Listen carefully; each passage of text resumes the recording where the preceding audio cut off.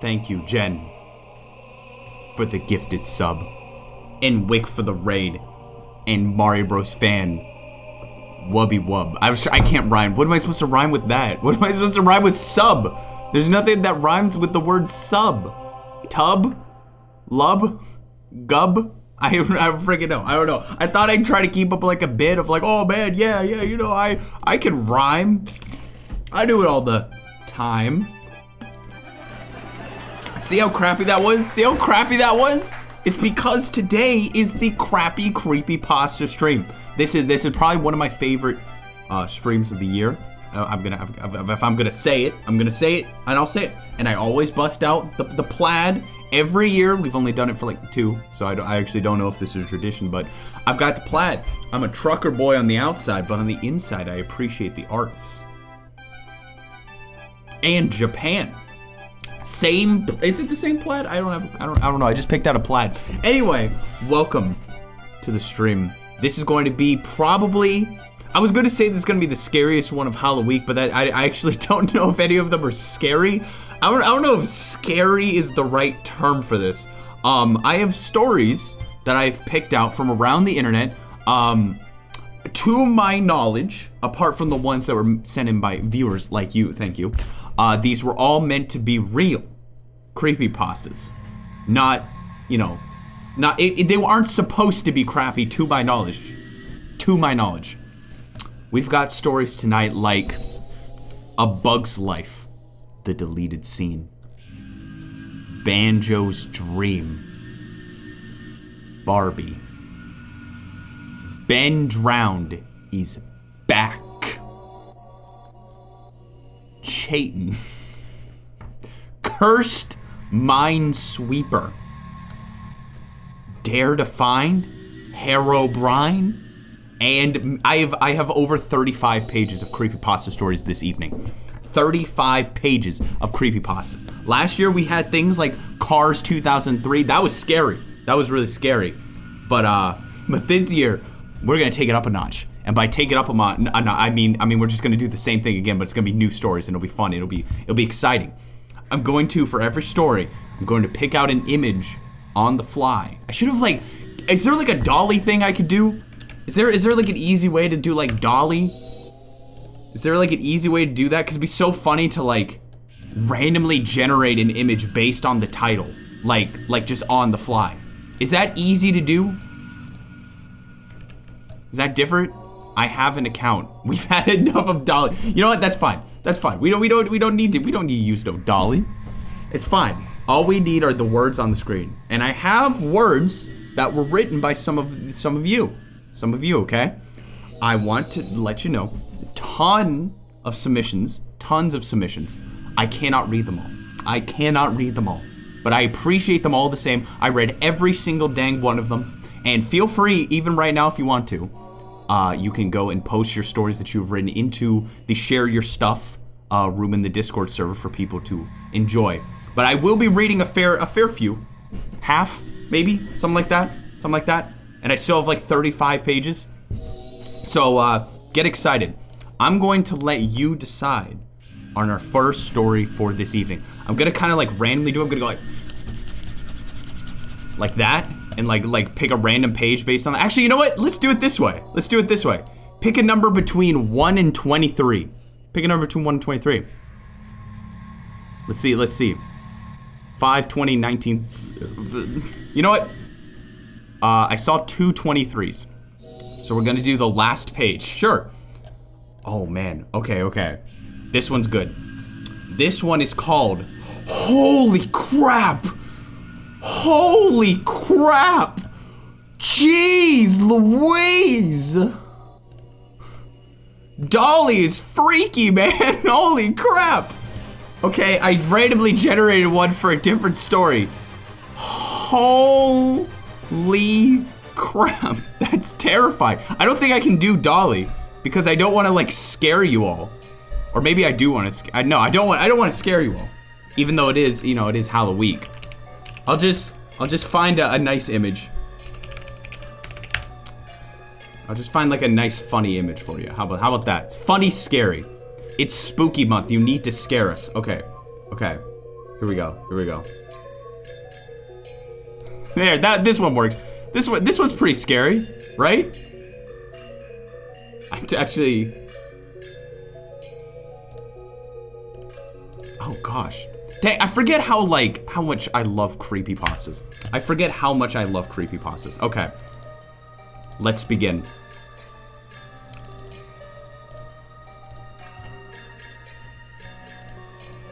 Our first story for this evening. Welcome, Steve. Welcome, everyone. Actually, you know what? Should I dim the lights a little bit? Maybe dim the lights a little bit. Let's dim the lights a little bit. This first story, I don't have any. Most of the authors want to remain anonymous, according to the website I got this from, because they're like, I don't want people to know I wrote this. So, Sonic 2 gone wrong. One day, I was going through my attic, and I found my old Sega Genesis. Genniss. I was sitting there remembering all the fun I used to have with it. I looked to see if I had any games. I didn't. So I decided to go to my local video game store called Just Press Play. I found a copy of Sonic 2. That's like back in the day where you start writing 2 as TWO. Every 2 in here is TWO because you like think it's cooler. It's like, oh, I'm not gonna put the number. I'm gonna put like the word 2. I bought the cartridge for $1.99. Now I went home and started the game. The Sega logo came up, and when the voice said, Sega, it sounded deep and demonic. Sega! The title screen came up with the horrible Sonic was smiling with mountains slowly crumbling in the background. I pressed start and the level Emerald Hill zone appeared and the sky was pitch black. Then red pixels started to fall from the sky. Thurp, thurp, thurp. It looked like blood. One landed in front of Sonic and red pixels splattered everywhere. It looked horrifying. I began to move Sonic when I released Where's Tails? I went through the level normally. Then I saw Tails with spikes through his chest. Boom! And in the background, I heard Dr. Robotnik laughing. All of a sudden, spikes fell and killed Sonic with the blue going everywhere. Then I was spawning chemical planet zone. The chemicals surrounding Sonic. Sonic drowned, and he flew out of the chemicals and hit the ground, coughing up blood, and he said, You did this to me, and died. At this point, I ripped the chart rage out and burned it. The end. There's no way I read that last year. There's no way. I would remember Chemical Planet Zone. I don't remember. You're confusing it with the fact that all of these Sonic ones are exactly the same. I think that I'm peeing and screaming.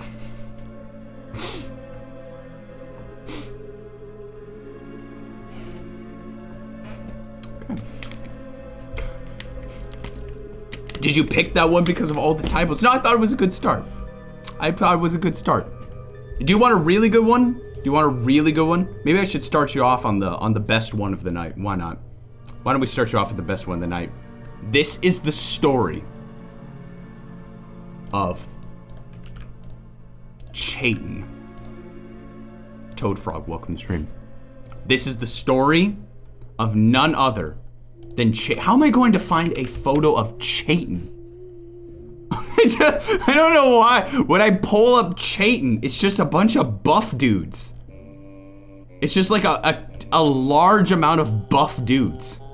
I don't know what photo to pick.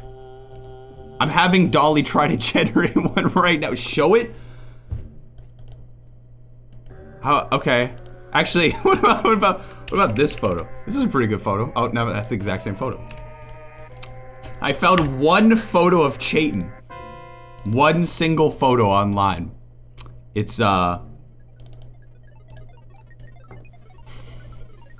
C is for change. You're able to adapt. There you go. That's Chayton. Oh, okay. We got a photo. We got a photo from Dolly of our main man Chayton. We'll use this one because it'll add to the story more. It'll add to the story. If I can put this in. Is this the photo? Nope, I don't. Where did I save this? I called it download.png. There it is. There it is. This is Dolly generated Chayton.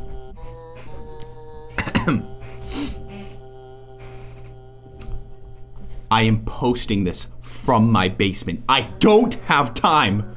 He knows everything. Just pretends not to. I'll tell you all I can about him, but it will have to be short enough so I can tell my story. He's a 12-year-old kid. That's that one. He's a 12-year-old kid that seems normal. Normal, right? Not as normal as you think. He watches UUC. He watches all day. I noticed him when I caught a glimpse of him staring at me as I was on the bus. I first thought it was strange, but then he kept doing that, walking away without anyone noticing him. I found other blog posts of him. All of them from people he's talked to, who then he finds them alone and says that he's been testing them with all different things, like anger and joy and once even love. The person tries to explain why, it just cuts off and says, "Have a nice day." Just like that, nothing else. A theory of mine is that he knows all the passwords of the past individual by watching them and deleting everything they post. I tried to look at the older posts that I saw before finding the first ones. He's deleting them right now. I'm avoiding him deleting this one, but using a different password and closing the doors, the blinds, and turning off all webcams. The oldest one is from 2011, where he was 11, seems to change his age with the year. He uses the same first name and last name starters, but always a different look. His last name always starts with an S or a C. I tried to face him in person, but I can't get to him.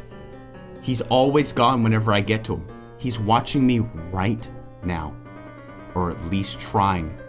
One guy tried to talk to him, to ask him a question. He looked at the man and said, I don't know about that.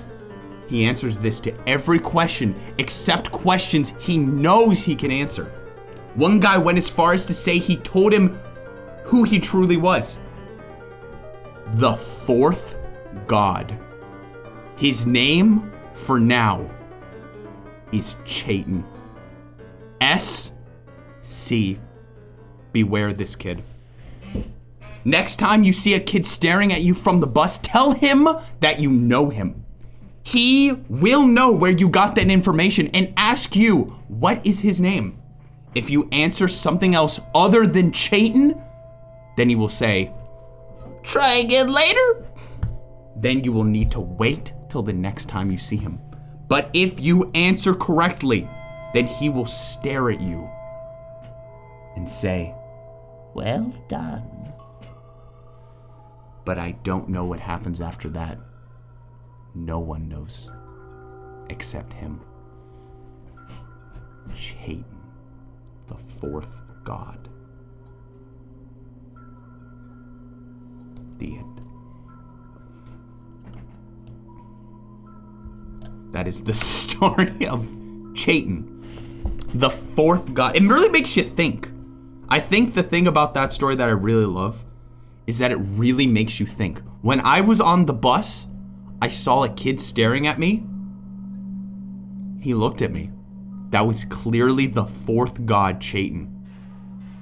And when the problem with that, okay, let's be a little critical here. So here's this thing.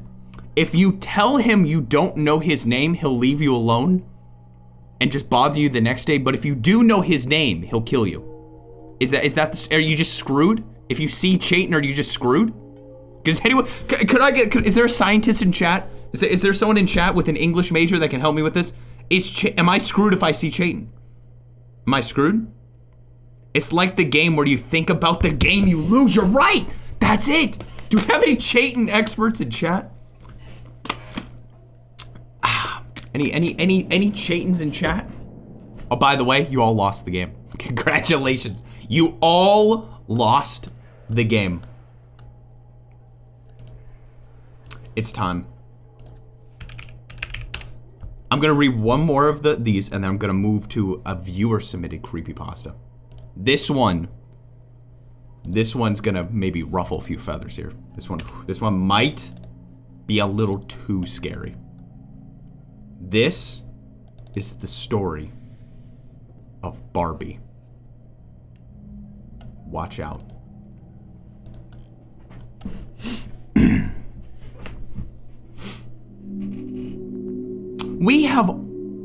Sorry, that was a mistake. I can't read this incorrectly. If I don't read it word for word, we lose. You all have heard of the Barbie doll. I know you have. This story starts out in late November evening. My sister was having a... Okay, kind of... You know what, it's fine, it works. My sister was having a birthday party. I snuck upstairs into my sister's room. As every boy, I hate Barbie dolls. So I started to tear their heads off. I set the Barbies back where I found them, headless. I went back downstairs.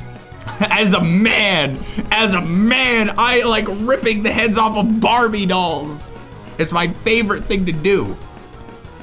Later that night, after the party, my sister went into her room. I heard a bloody scream. She runs to my mom with a headless Barbie doll. She blamed me, but I denied it. My mom didn't fall for it, so I got sent to my room. It is now 8:30 p.m. Everything is so quiet. My sister has gone to bed, and I am alone at the ripe hour of 8:30 p.m. when all the evil comes out. In the dark. I try to fall asleep for a half hour. I open my eyes halfway at 9 p.m. I see a shadow forming from the light from under my door. I thought it was my sister, just trying to scare me. So I told her to stop. The light disappeared from under the door. So I went back to sleep. About 5 minutes later, the door opens. I don't have a sound effect.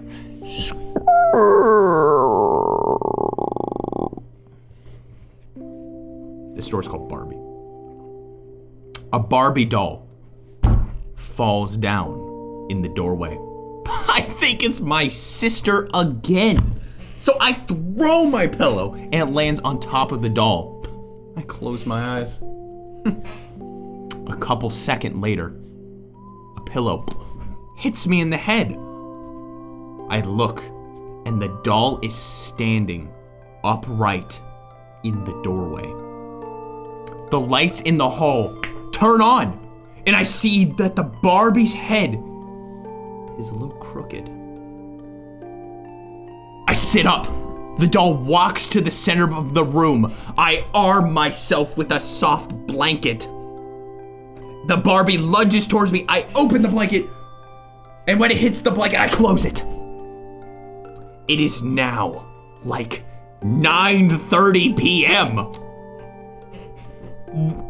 Whoa.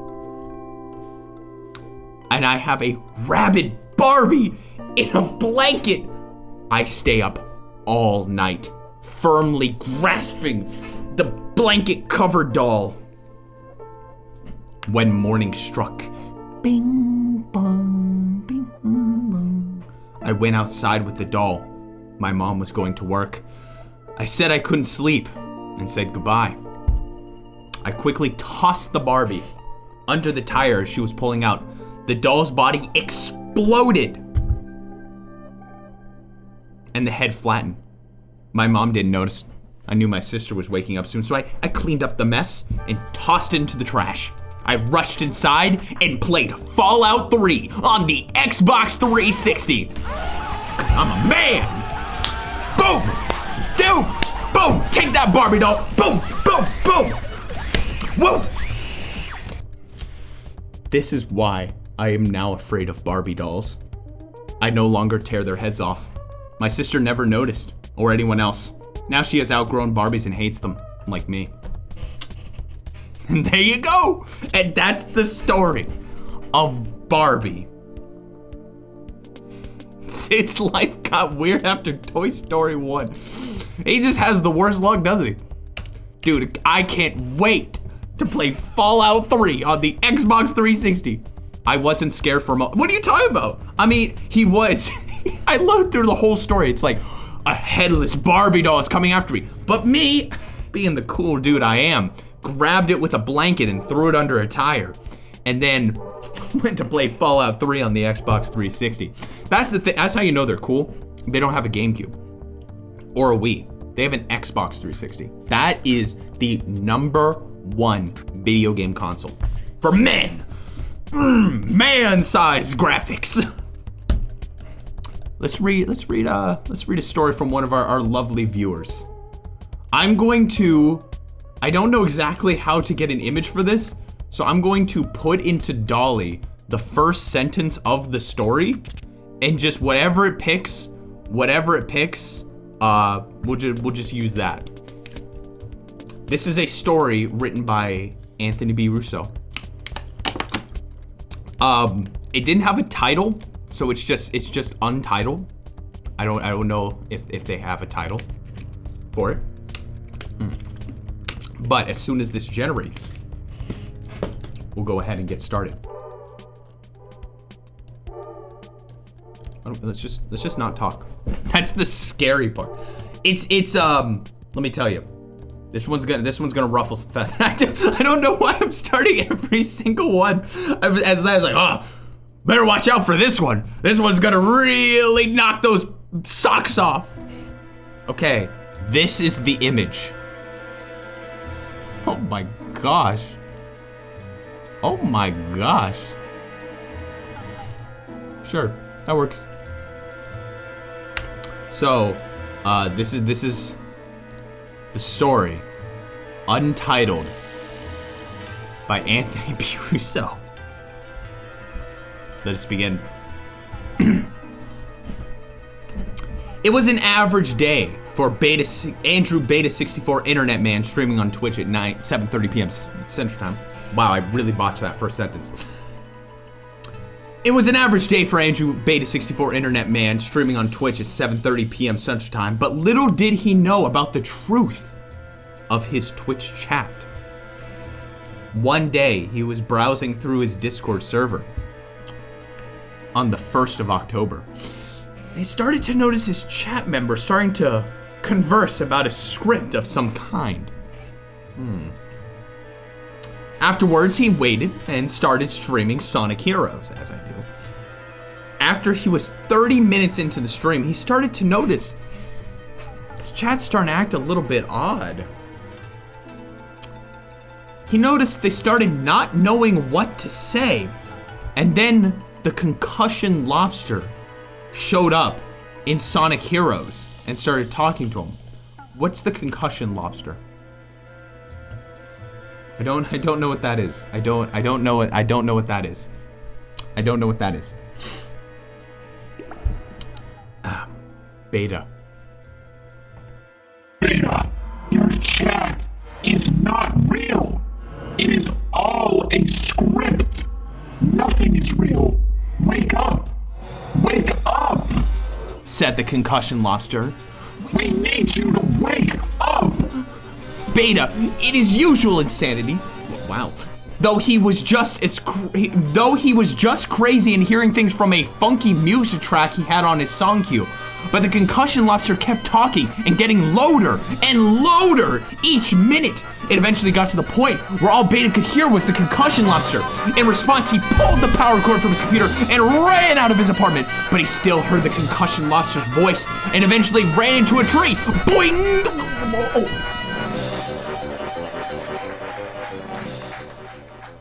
It fell unconscious. Once he woke up, he found the life he knew and his streaming career was not real. Upon that realization, he just suddenly disappeared into the ethereal realm to spend the rest of his days driving a truck to become the one that we know as Uncle Al.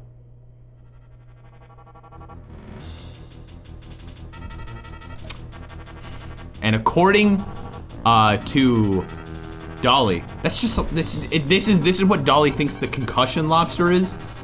It's just a lobster. It's just a lobster. It's just, dang, lobsters are scary. Lobsters are so dang scary. Andrew, you've been in a coma. I can't imagine something more scary than waking up and being like, oh, by the way, Andrew, your last 10 years weren't real. You were just dreaming. You're gonna have to start all over. I can't imagine a more terrifying thing than that. I can't. I really can't. Do a blue lobster. No. Instead, I'm going to give you a choice. We have two options for you. Do you want Tails Doll will kill you if you click this? Or A Bug's Life, a deleted scene?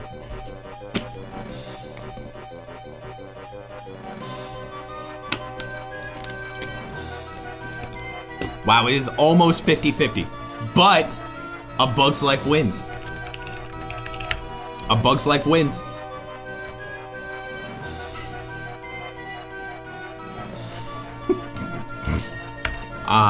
These are good photos.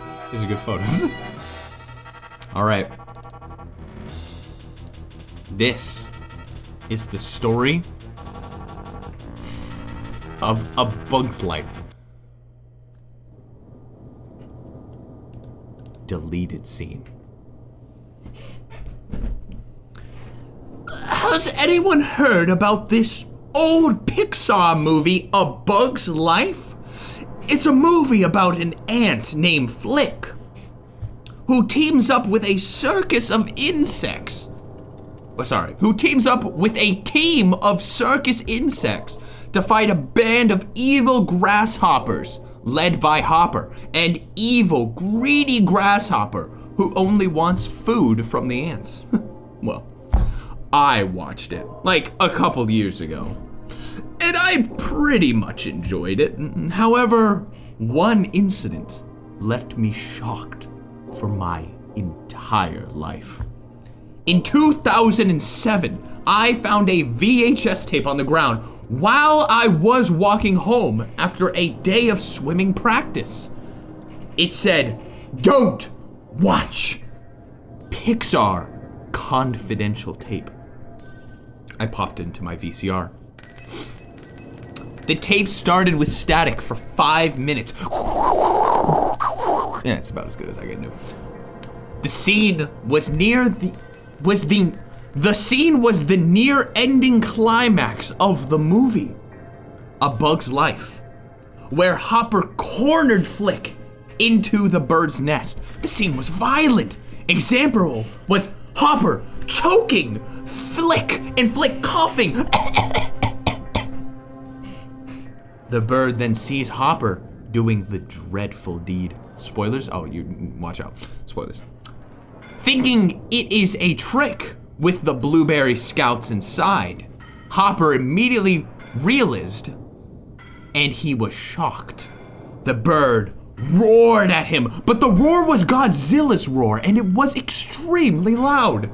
I turned down the volume, but I could still hear the deafening roar. Hopper screamed as he walked out. But the bird caught him. As Hopper was almost going to die, the bird stabs him with his beak and carries him to the babies. Somehow, Hopper is still alive, and he was screeching for help. Instead of carrying Hopper down, the bird immediately dropped Hopper down on its babies. The screen cut to black, and I could hear blood-curdling screams. Which, by the way, in case you're wondering, if you've never seen Bug Life, that is the literal ending scene of Bug Life. That's not even, this isn't the creepypasta part. That's literally just how the end of the movie goes. That's literally exactly the same plot as A Bug's Life. We haven't gotten to the creepypasta yet. Okay, let's continue. Soon. I found a creepypasta that mentions you. Search up Super Mario World.bat trollpasta. I'm in a creepypasta. I'll look at that. Soon, an image of Hopper appeared on screen. Hopper was dead. His mouth started leaking blood, and his wings were ripped out. One of his arms were ripped out as well. The music playing during this scene was none other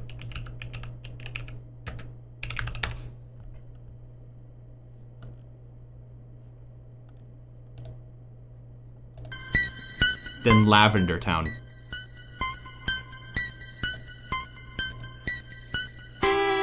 From Pokemon Fire Red.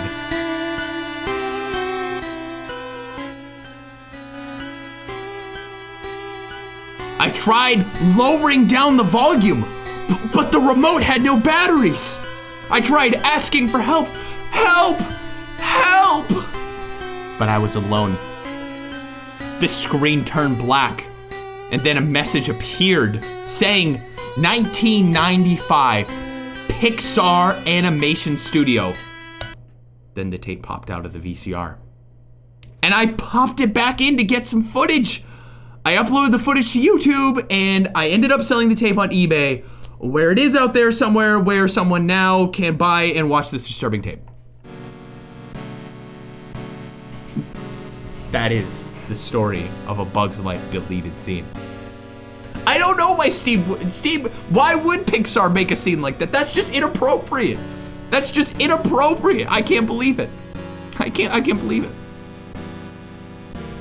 I love how that scene is, this entire story, up until the last sentence where it showed blood, is exactly the same as freaking A Bug's Life. Exactly the same.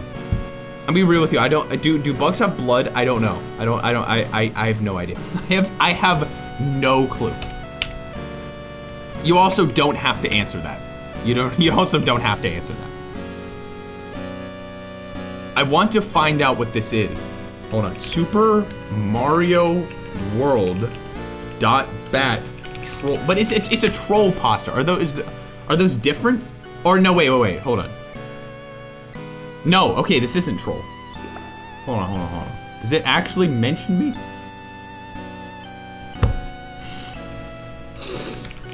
Gosh dang it, you almost lied to me.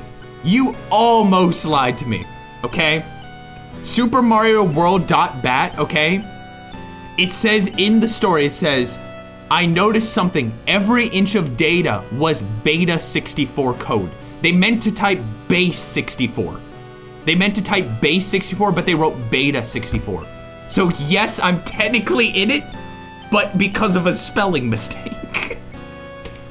So I guess I'm not quite there yet. I'm not quite there yet. But hey, that's pretty dang close. That's pretty dang close, I tell you what. That's pretty dang close. I think the next story we should read should be a Minecraft story. I think we should read a Minecraft story. Do you want Dare to Find Herobrine or Creeper? Which one? I just spilled water all over myself. Creeper. I'm seeing a lot of Herobrines, but I'm seeing more creepers. Let's do this. Let me just get an image real quick. Oh yeah, oh, this is gonna scare. This is going to scare. I'm sorry if this like messes with you. Oh boy, that's scary. That's really scary. Okay. This is the story. Creeper.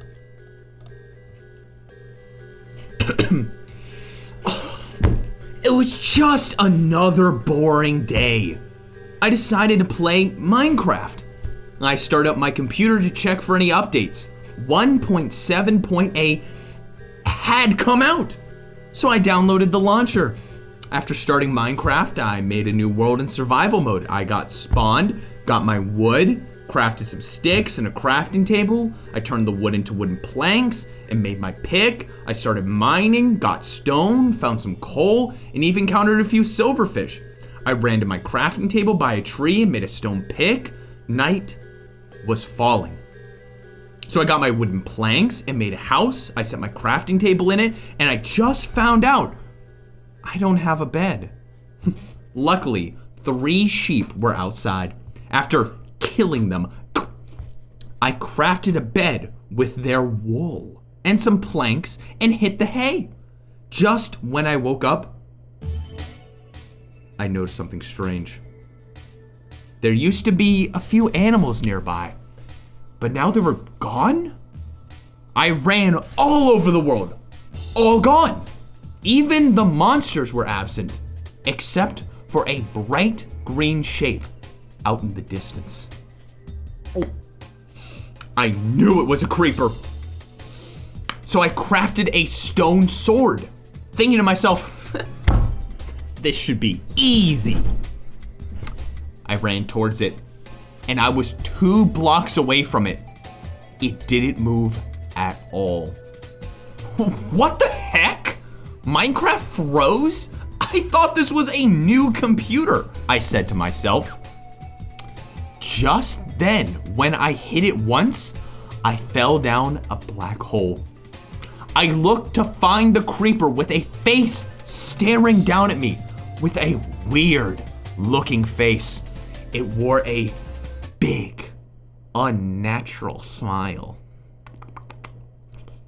that kind of looked like Smile Dogs, which if you don't know what Smile Dogs is, I had to look it up. It's literally a dog with a Photoshop picture of like human teeth on it. You don't have to look it up. You don't have to look it up. I looked it up for you, so you don't have to look it up. It's like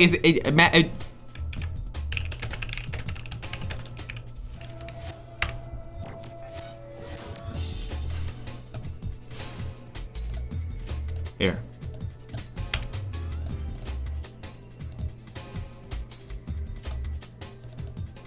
There you go. Close enough.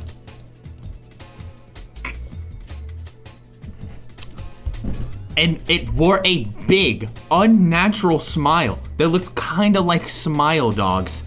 And it's starting laughing in a devilish tone. When I looked down, I saw a pool of lava.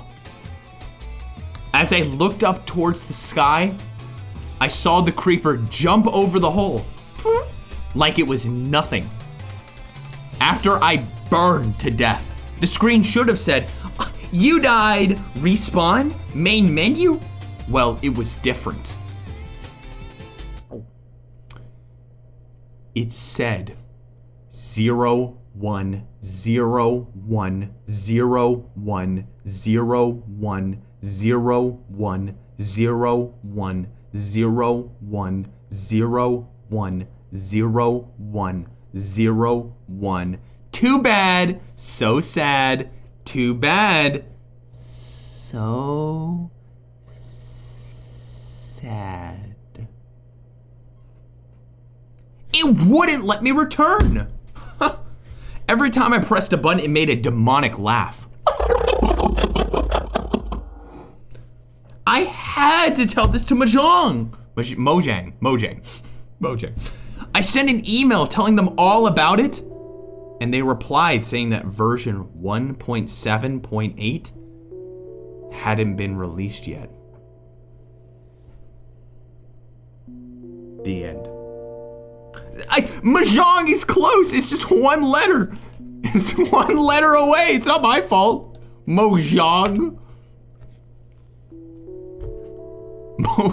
Mahjong. I love Mahjong. Okay. This one is another viewer-made story. This one was made by Dismond. Here's a dolly picture pre-generated that I generated for this story. Be careful though. This is just the scene from this is the set from The Office. This is the set from The Office.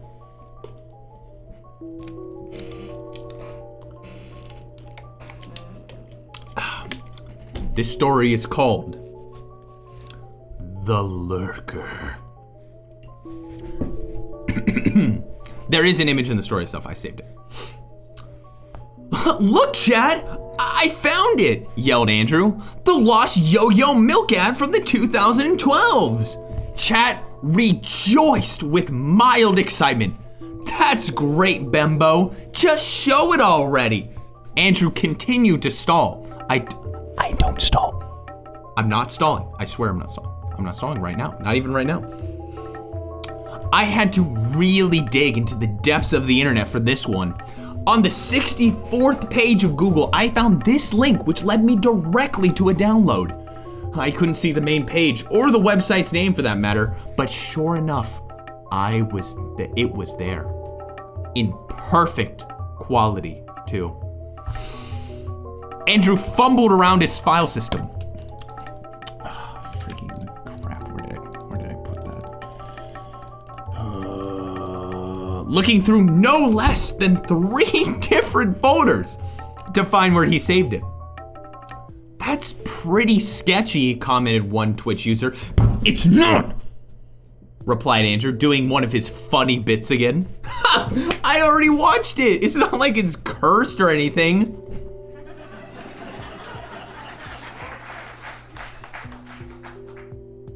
A black screen.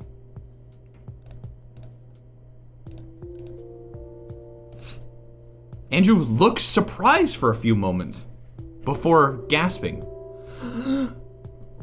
What? Why isn't it working? The lights start to dim.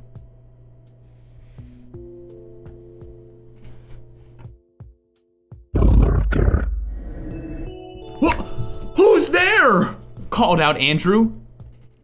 The Lurker, said the Lurker again.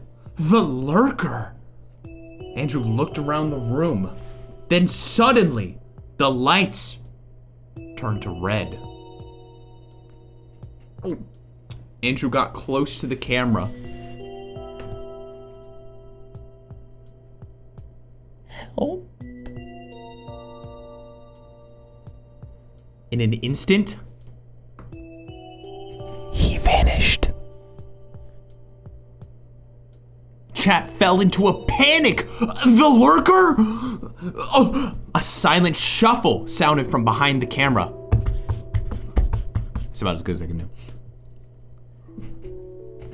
reveal yourselves, called the Lurker playfully. Nothing happened for what felt like an eternity. Slowly, an image faded onto the screen, as if it was chiseled by the will of the stars.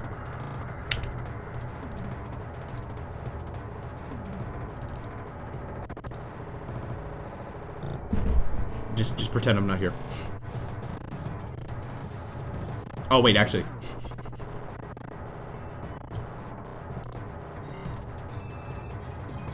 Chat realized their fate. Fools!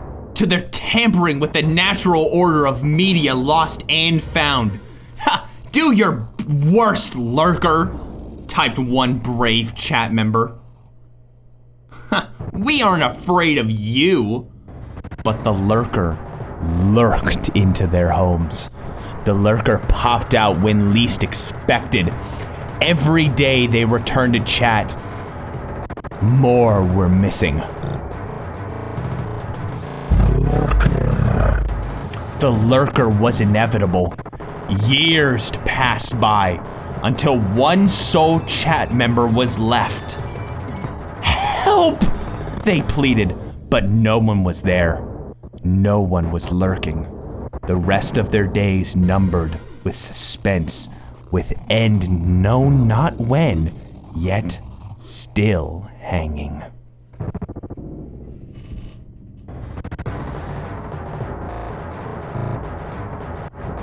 The end.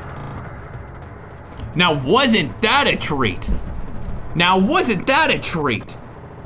Thank you, Dismond. That was an absolute treat. Go Charles! Thank you for the tier 3 resub for 30 months. Thank you so much, Charles. Appreciate it. That was pretty spooky. It was spookiest because, you know, it was you. It was not me. I don't know who the lurker is.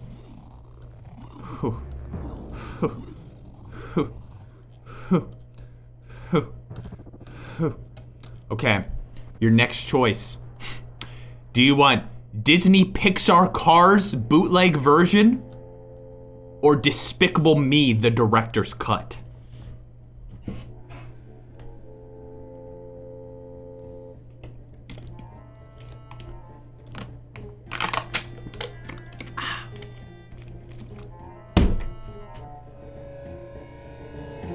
Let us begin with, what is this?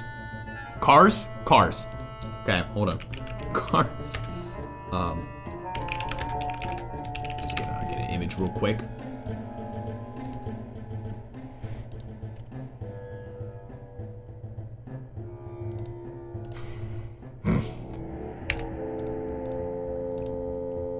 This one's good.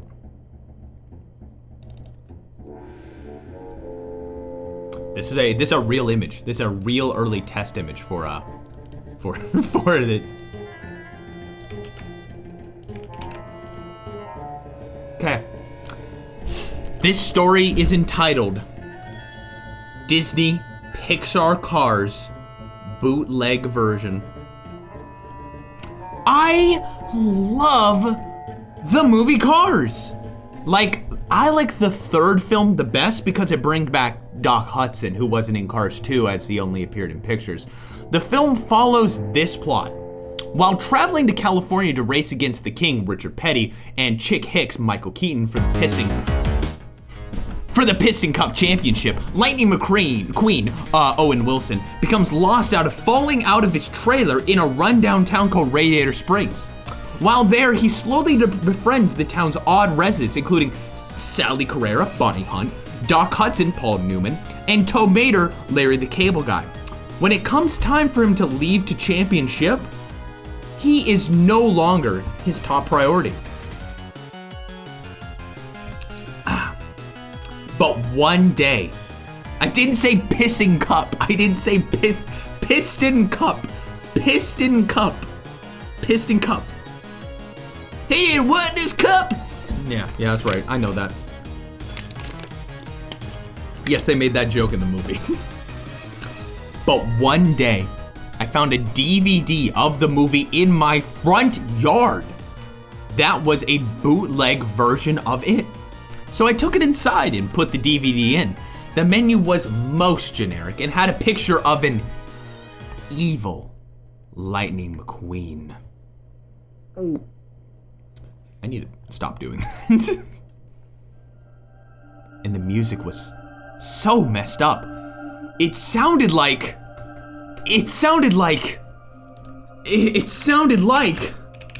well, what can I say? The SpongeBob theme song. Are you ready, kids? Aye, aye, Captain! I can't hear you. Aye, aye, I can't play any more of that, because that'll get me claimed. The music was so messed up. It sounded like the SpongeBob SquarePants theme song. I selected play anyway. I think what it was trying to say is the SpongeBob like end credit song. I think that was what it was trying to do, this song. Cause like for some reason, like some people think that's a creepy song. Anyway. The Disney logo was blood red. And the audio was distorted. The Pixar logo was black and red. And the audio was distorted too. After the Pixar logo, Lightning McQueen is racing on a track. The title just said Cars, La Pelucille del Mal. Obviously, this meant the evil movie. Lightning McQueen was painted black. Lightning won, but there was blood all over the racetrack. In Radiator Springs, a big explosion could be heard.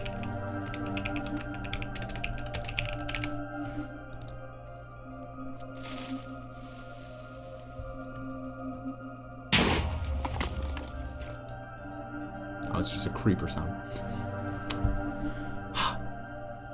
In Radiator Springs, a big explosion could be heard. As it turned out, Sally Carrera and Tomater were the ones who exploded. The evil McQueen stared at their dead souls. Then he had his normal red color and his Cars 2 form. His headlights were replaced with his eyes. And the spots where his eyes normally were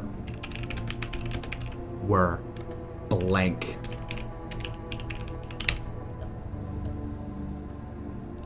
It kind of looked like, well, it kind of looked like that.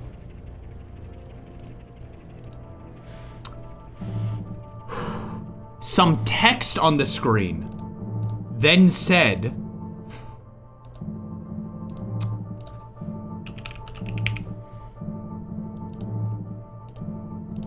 Kerchew. This has got to be a joke, right? This has got to be a joke, right? This has to be a joke, right? It has to be. There's no way. He also had huge teeth, as if they hadn't been brushed. Lightning's number on the side then turned to 666, and the screen cut to static for 10 minutes. I played Angry Birds on my phone while I waited. If you don't know what Angry Birds is, it's basically a game where you have to have these wingless birds and you have to shoot them at pigs using a slingshot because they stole the eggs. Now, back to the story. When the static was done, it showed some creepy photos. There were Kerchew and evil McQueen pictures. And then more random Kerchew and evil McQueen pictures came on screen. After 5 minutes, the movie resumed. But then it cut to a clip of The Little Mermaid 2 Return of the Sea direct-to-video sequel. I don't like the way the skin feels on my body. It was the Tip and Dash song, but then it cuts back to Cars, where McQueen ate Doc Hudson, Sally, Luigi, Guido, is that how you say it? Sarge, and Mater. Sally and Mater were still dead, and Doc, Luigi, Guido, and Sarge were alive. Until they were devoured. McQueen ate everyone in town. Suddenly, he exploded.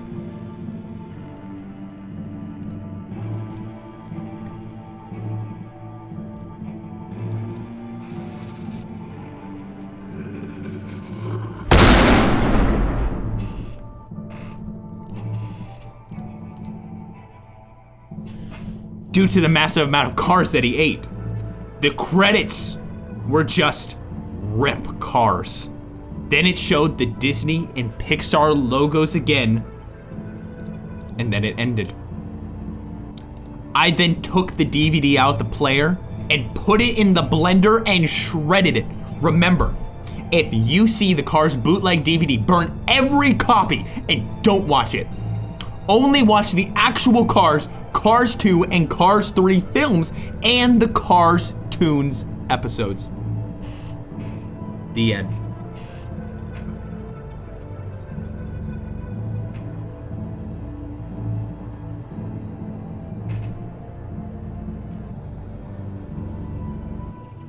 What about the planes? Who cares about the planes? Who cares about the planes?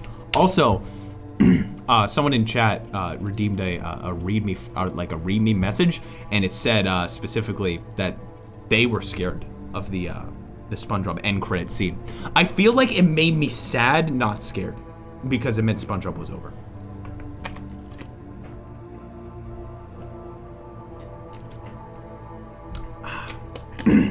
Negative emotional aura. That's a good word. Okay. Speaking of SpongeBob, why don't we just go along with this? What do you say? Early SpongeBob pilot. SpongeBob ahoy. Let me grab a SpongeBob photo.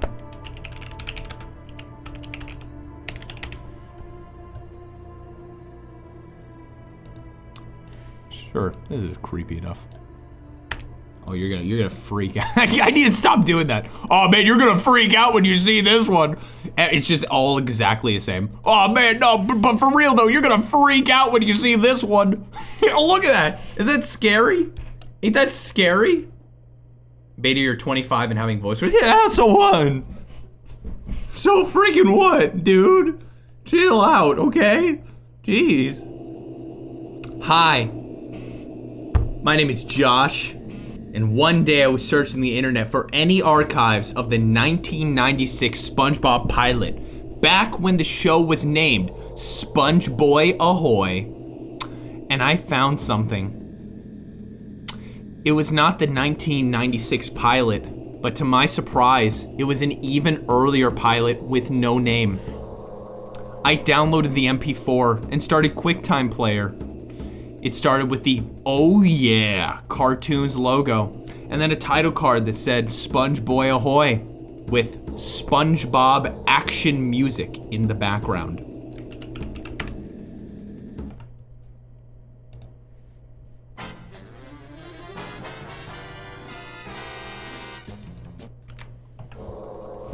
The episode began with a fade transition into SpongeBoy's bedroom and looked pretty different, with a red bed and no ladder.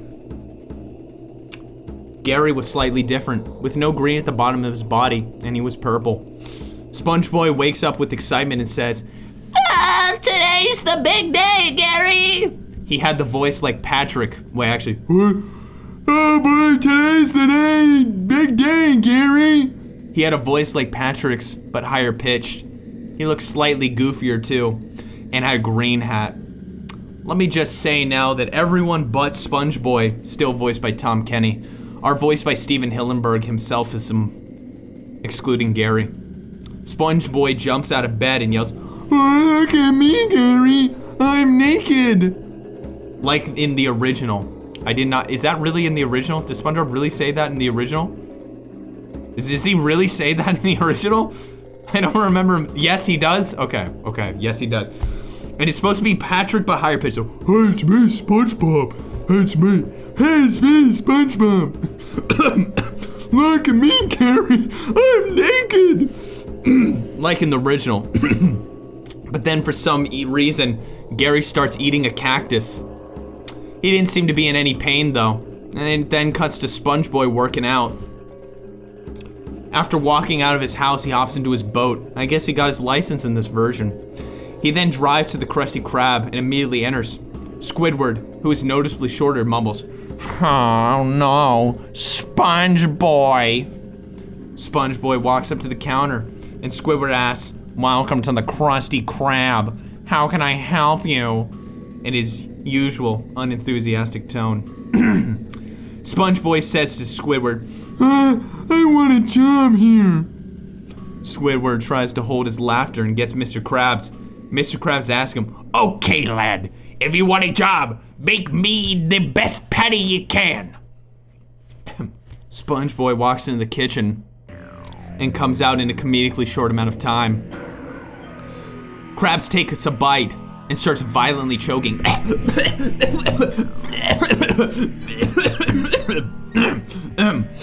Squidward pats him on the back and he spits it out. SpongeBoy still has a smile on his face and asks, "What'd you think?" Did I get the job? Mr. Krabs shouts at him, "No, you certainly didn't! Now get out of me store!" SpongeBob starts sobbing and runs out to his boat.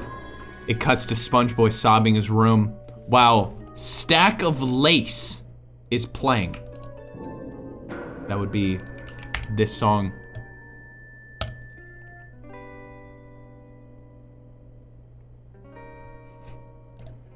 Sorry, sorry. Let me change the photo real quick. Hold on. The photo included with this YouTube video is so freaking funny. Oh, hold on. Hold on.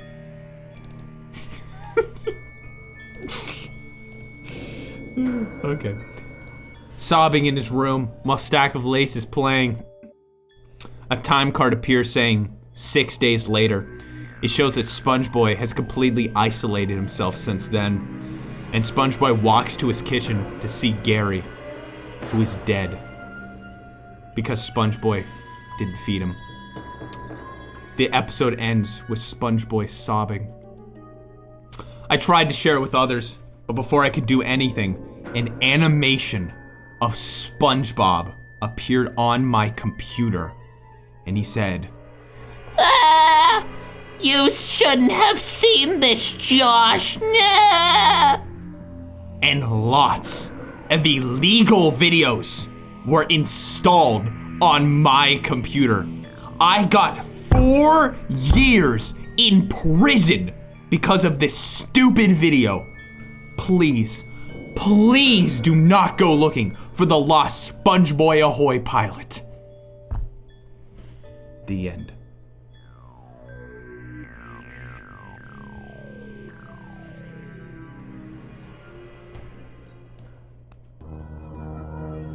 There you go.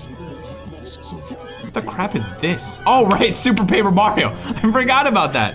That was a very serious end. Do not look up the pilot. I think that's considered a virus. Yeah. It's your first friend. I read your message. Okay. That was pretty good. Why don't we go to another a viewer submitted one? How about we go to this one, which was submitted by Rainbow Kappa, okay?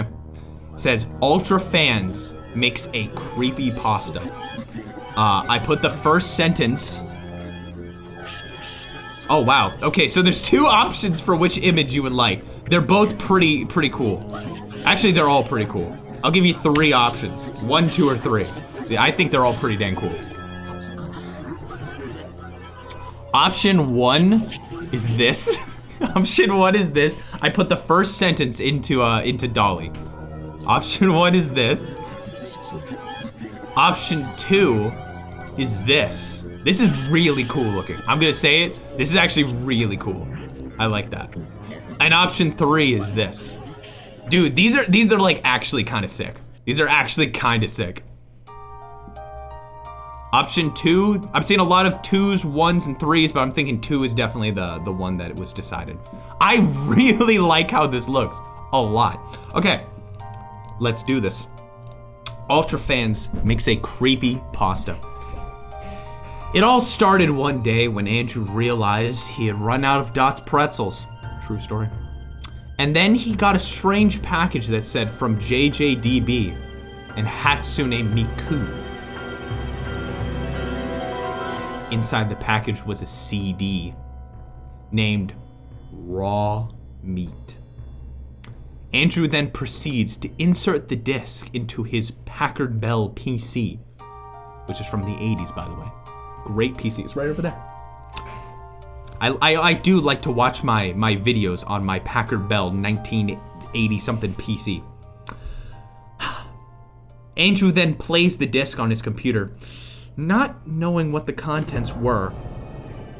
The video opens with Kevin from Raw Meat walking down an empty street at night. A single street lamp illuminates what is visible of the ominous lane. A place often bustling with activity in the daylight turns uncharacteristically empty in the dead of night.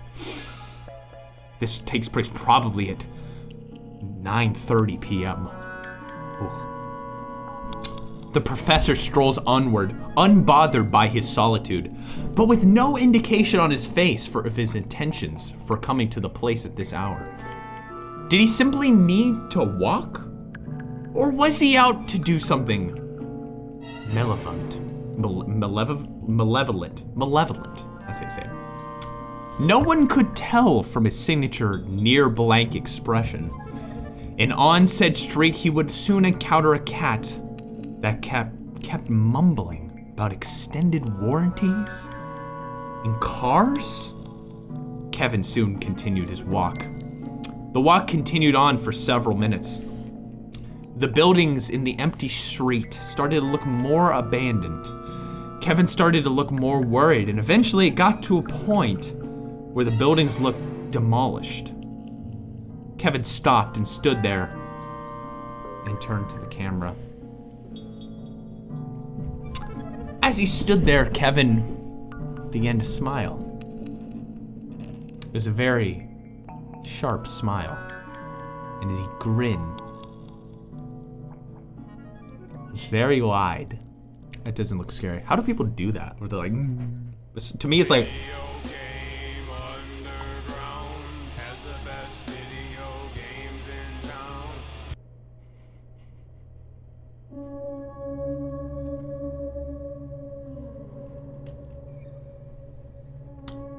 His pupils started to disappear as soon as he smiled, and then it cut to static.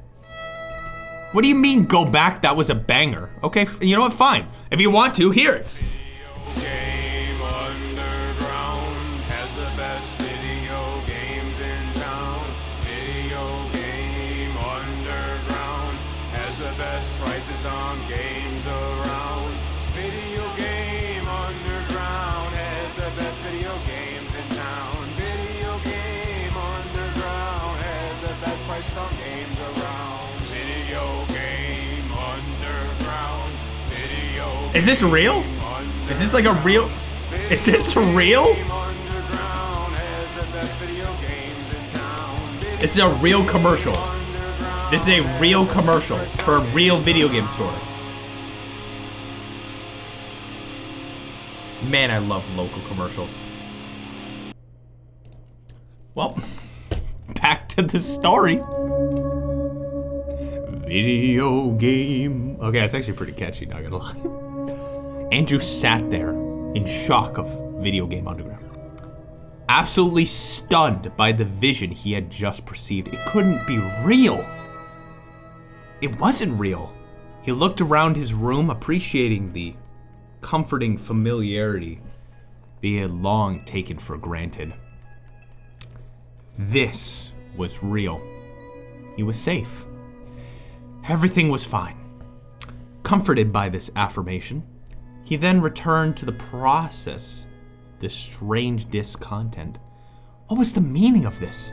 How had this video been made? Even though he believed it to be a fabrication, an uncanny feeling continued to linger that would prevent him from watching again, at least not at this hour. But most importantly, why had it been sent to him? But suddenly, before he finished thinking, he heard something. Something eerie, yet vaguely familiar. Almost sounded like... It almost sounded like...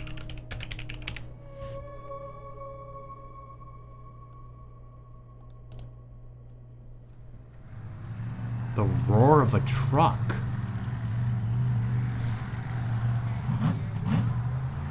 An odd fact concerning he was inside, until he looked around. As he turned around, he began to hear a new sound in addition to another, like the concrete wall behind him was tearing at his seams.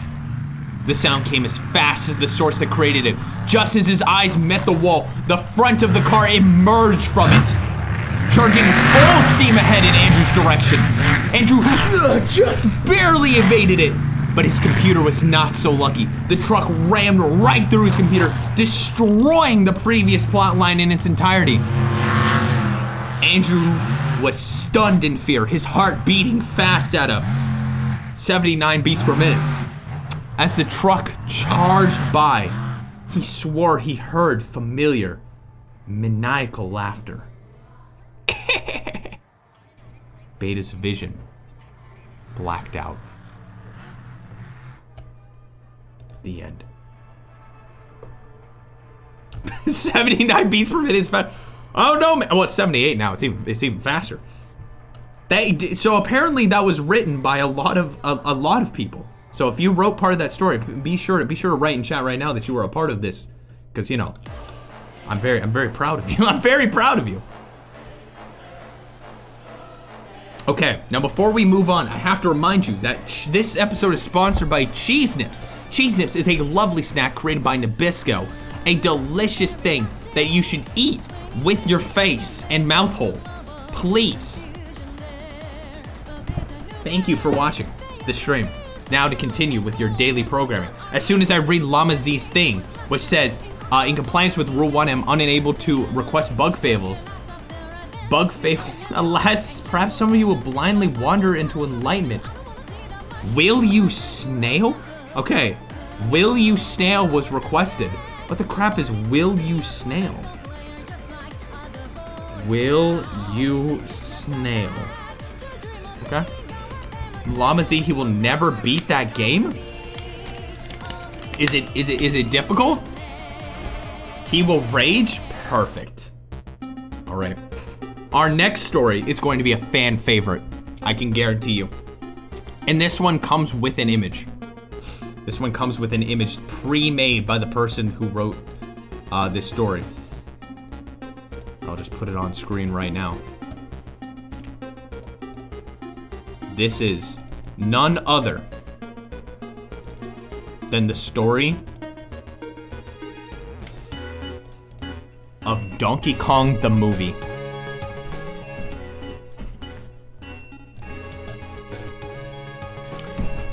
Donkey Kong the movie. You know what? Let's see if we can get let me see if I can get hold on a second. Let me see if I can get let's see if I can yeah, there we go. Back in the 90s, I remember these cartoons used to promote video games like Sonic the Hedgehog and Super Mario World. There's one show that I liked called Donkey Kong. It's my favorite, but everyone don't like that cartoon because due to the weird motion capture animation and love, I later grown up as an adult in the 2010s, but I have a hidden VHS that I didn't show you. It began in 2018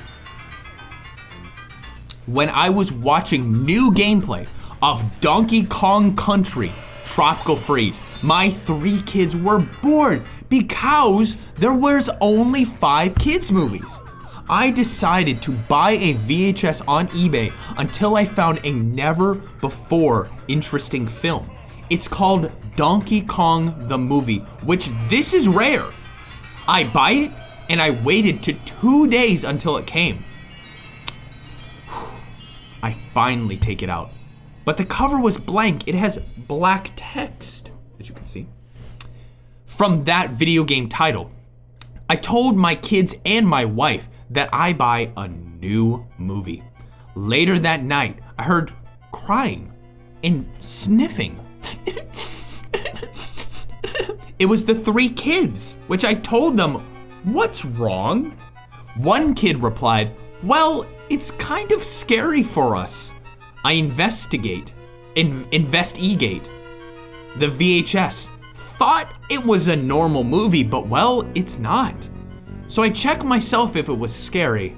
The movie began with a logo, which the N and G in Donkey Kong are backwards. No reason. It takes place in Monkey Jungle, where Diddy Kong was getting bananas for Donkey Kong. He'd get the banana again for Kong, but why Donkey was fat? Diddy put a brown spot banana and walks away. Donkey Kong looked fear at the brown banana and said, Bananas with spots are barely bananas at all. Donkey Kong turned into a giant floating head and went left. Diddy was walking to the banana trees, but interrupted by Kong that the banana was insufficient. Diddy got surprised. There aren't any more big ones on the tree. Donkey Kong appears and says on deep voice, insufficient bananas make Donkey Kong very angry. It cuts to Diddy's face. You've almost eaten every banana in the jungle. Donkey Kong then opened his mouth and said, angry! The static began, which it cut to advertising saying, Donkey Kong the movie is brought to you by Bonbo's Bananas. Unleash the monkey inside you. A head of Donkey Kong appeared second and again until the ad glitched. It went black with 3 seconds ahead of Donkey Kong pop up. I hear a buzzing sound until the static appeared, and it ends there. I got freaked out, which I was right, it was scary and disturbing. Later, I got replied on Gmail of an employee of Hongguang Animation. He said, so you mean the movie? Well, it was a pitch pilot for the Donkey Kong series, not a movie. Someone got fired because it's not family friendly. Donkey Kong due to violence, and Donkey Kong being forced his buddy for bananas, thank you. I sell the VHS to thrift stores because I don't want to let them watch it. My kids watched other movies on modern television like Raya the Last Dragon and Mitchell's vs. the Machine. I know it's no longer exists because I searched it up, but an animator made a video based on this. The end. What is Mitchell's vs. Machine? How recent is this? Mitchell's vs. Machine was last year? Holy crap, this is so recent.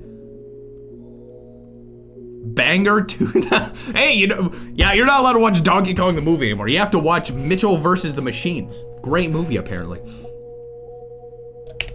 This video, by the way, is sponsored by Mitchell's and the Machines. Okay, next one. Do you want Dare to Find Herobrine or Cursed Minesweeper?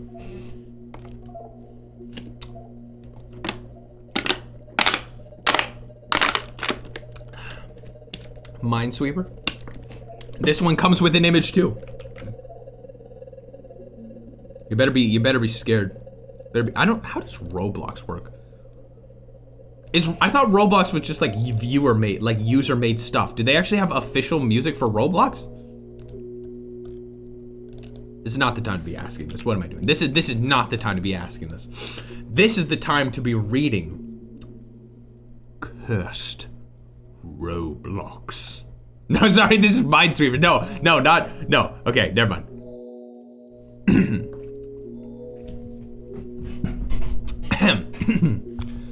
I don't care if you do not believe me. Either if you do believe me, what I'm about to tell you, it's true and it happened to me. I was playing Spider Solitaire on my Windows XP computer as I usually did at 3 in the afternoon after leaving school, and eventually lost 4 times in a row. I decided to try a new game. I remembered the guy who sold me this computer for half the price mentioned something that was haunted and something I didn't pay a lot of attention. I decided to open a game with a mine as an icon called Minesweeper.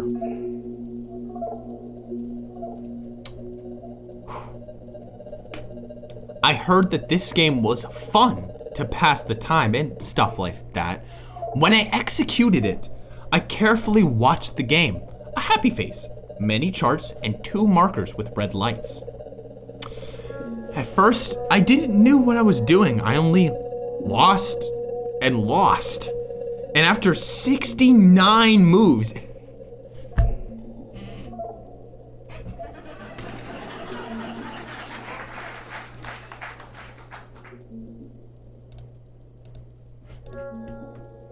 I despaired and decided to mark all charts with flags. And followed by that, I pressed the happy face and a pop-up window with the following message appeared. You shouldn't have done that.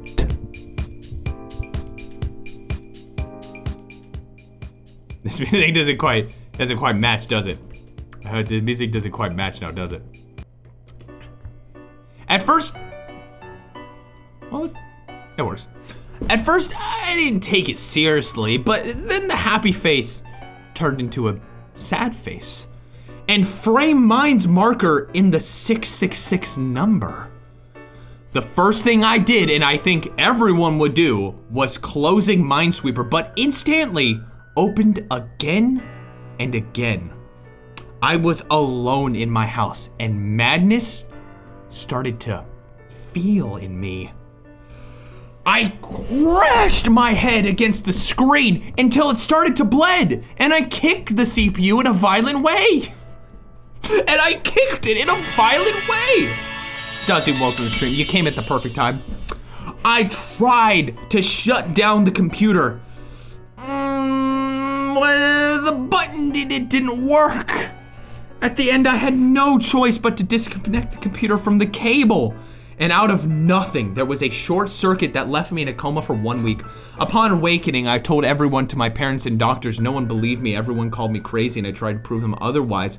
I led them to my room, where my computer was. I turned it on. I opened the Minesweeper on my computer, and doing what I did the last time, nothing happened. I only saw that yellow face with an evil smile that only I could see. That little face ruined my life. I was hospitalized 2 years at a psychiatric hospital, of which I don't want to tell my experiences. Today, 2 months after leaving it, I decided to turn on my computer, but just to tell you this, I don't have much time left, since Minesweeper continues in many other computers, and who knows how many others will have the curse. The end.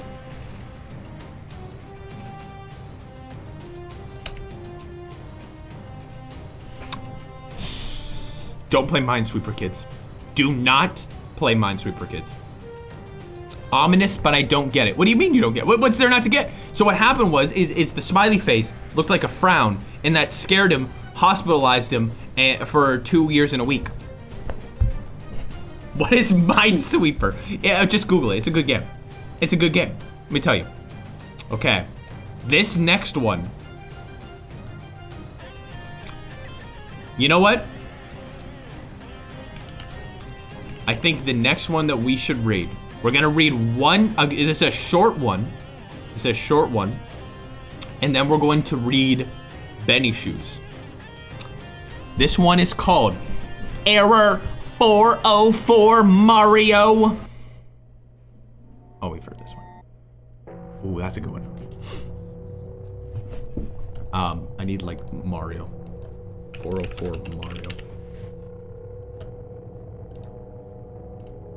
Oh, that's a good one. That's a good one. Thank you, Pinterest. Where'd it go? You're so right. It's so hard for me to find files on my computer. Okay. I like playing Mario. And I had every Mario game ever. When I was 10 years old, I stepped on the NES Super Mario Bros. And it cracked. After 15 years, I put it back in my old NES and it started up.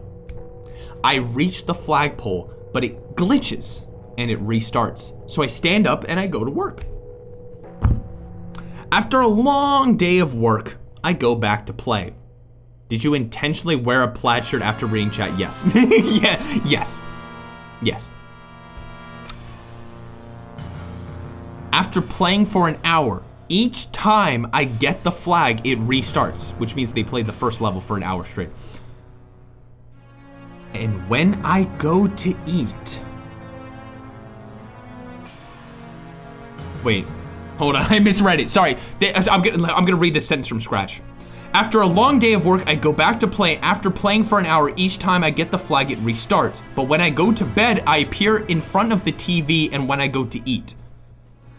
Before I take a single bite, it takes me back to the TV with nothing in my hands. So I take the NES and I throw it out the window, but it reappears and I'm back at the TV. So I take out the cart rage and step on it. And I throw the broken cart rage and I threw it out the window. And I used a big rock, big capitalized, and threw it on the cart rage. And it never glitched like that again. The end.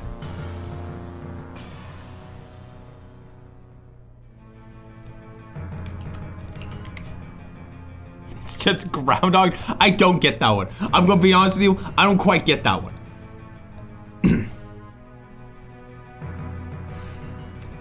So, next story is from Benny Shoe.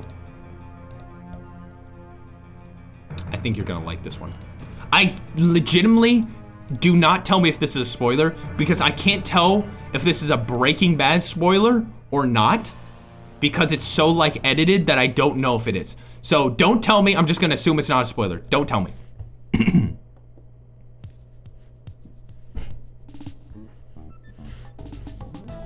Warning. The following transcript is Walter White's final video during a stay at Big Balls Island, word for word.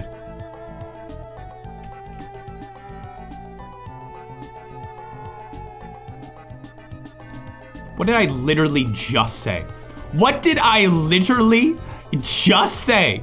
I literally just said, hey, don't tell me if it's a spoiler. Literally, yeah, we're here. Let me tell you about it. Let me tell you about it. It's exactly the same as the ending of Breaking Bad. Well, it's too late now. All right. This is apparently the exact ending of Breaking Bad. So, anyway. The following is a transcript of Walter White's final video during his stay at Big Balls Island, word for word.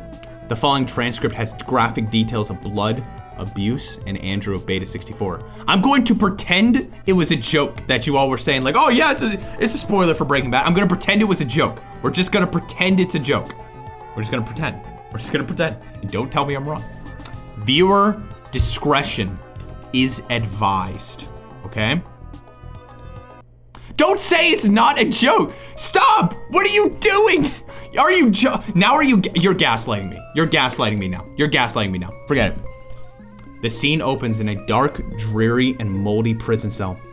Through the walls and floors, many neighbors are partaking in their own parties, hangouts, and other exciting activities. The dim fluorescent bulbs buzz with occasional flickers.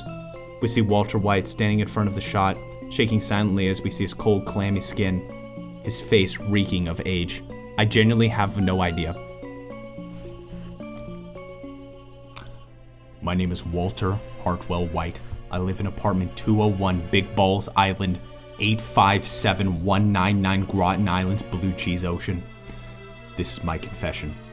If you're reading this, I'm probably dead, murdered by my acquaintance Andrew's lookalike. Andrew has been building a Twitch empire for over half a decade now, using me as his hyperfixation. Shortly after my 50th birthday, Andrew's lookalike came in with a rather shocking proposition. He asked that I move to Big Balls Island to be part of his Tomodachi live streams, which he would then exploit to his Twitch and YouTube audience in the video world. Connections that he made through his career with the World Wide Web. I always thought that Andrew's lookalike was a very moral man, and I was thrown, confused, but I was also particularly vulnerable at the time, something he knew and took advantage of. Throughout his telling, Walter White struggles to keep pressing on with the story. He pauses and keeps glancing down as he speaks to the camera, showing clearer signs of anxiety and panic. Every day I think back to that moment in regret. I quickly realize I was way in over my head, and Andrew's lookalike had a partner, an entity named Twitch Chat, a coagulated audience. Andrew's lookalike essentially sold me into servitude to this thing. And when I tried to leave, Twitch Chat threatened me. I didn't know when to turn. Eventually, Andrew's lookalike in Twitch chat had a falling out. From what I can gather, Andrew's lookalike was always pushing to seem sane. Twitch chat flatly refused to acknowledge his attempts, and things escalated. Walter White's pale complexion begins to turn red as he speaks, a tear forming in his eyes as he takes a lengthy pause and sighs heavily. I've often contemplated going to Wario the policeman, but I am a coward. I wanted to go to Judgment Bay, but I was frightened. Andrew's lookalike had risen to the ranks to become head of the twitch.tv/beta64 internet.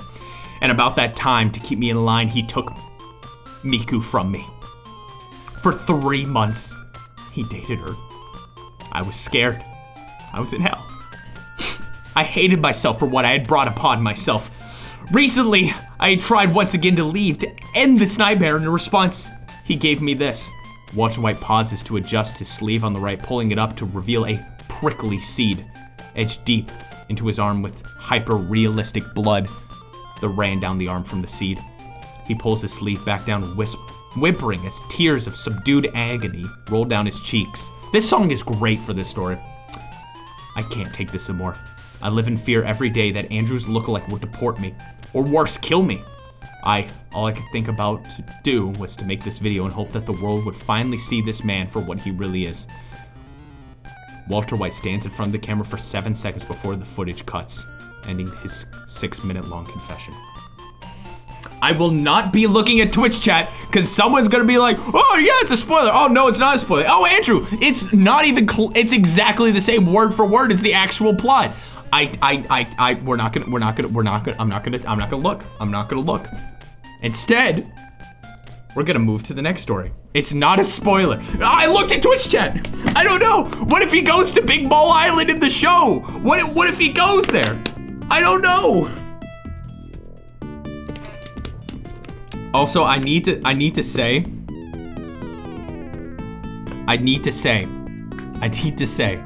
that whenever because I do know that scene, at least the beginning part of it. Whenever I recall that scene, for some reason, all I can think is that it goes, my name is Walter Orthwall White. I live on 123 Rumble Dumble D Lane. And I don't know why. What do you think the odds would be that he lives on Big Ball Island in the show? At least 50. At least 50. My name is Walter Orthwall White. I live on 123 Rumble Dumble D. I don't know where I got 123 Rumble Dumble D from, but I use it like every like 2 weeks. Every 2 weeks. 123 Rumble Dumble D's. I look scared. I'm scared of what I could do with that. Betty Shoe, that was wonderful. That was wonderfully done. That was wonderfully done. I love hearing you randomly say 123 Rumble Dumble D.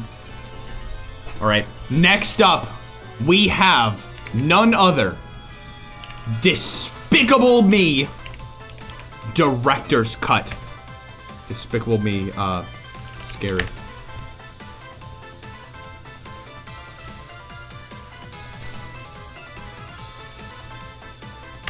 Perfect.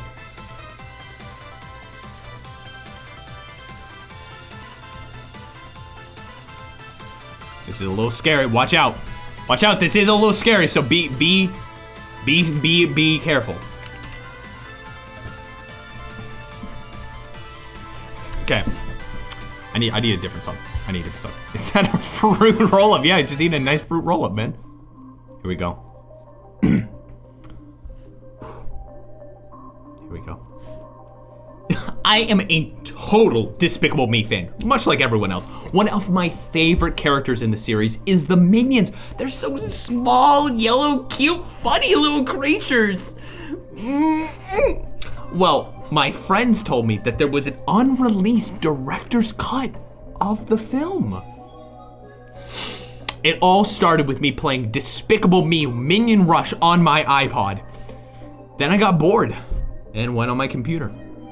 I remember recently from my friends about director's cut of the film, and I started looking for it. I tried contacting the people who worked on the film via emails or phone calls, but I never got a response, or I only got an answering machine. My last resort was contacting Pierre Coffin, the person who directed Despicable Me and Despicable Me 2.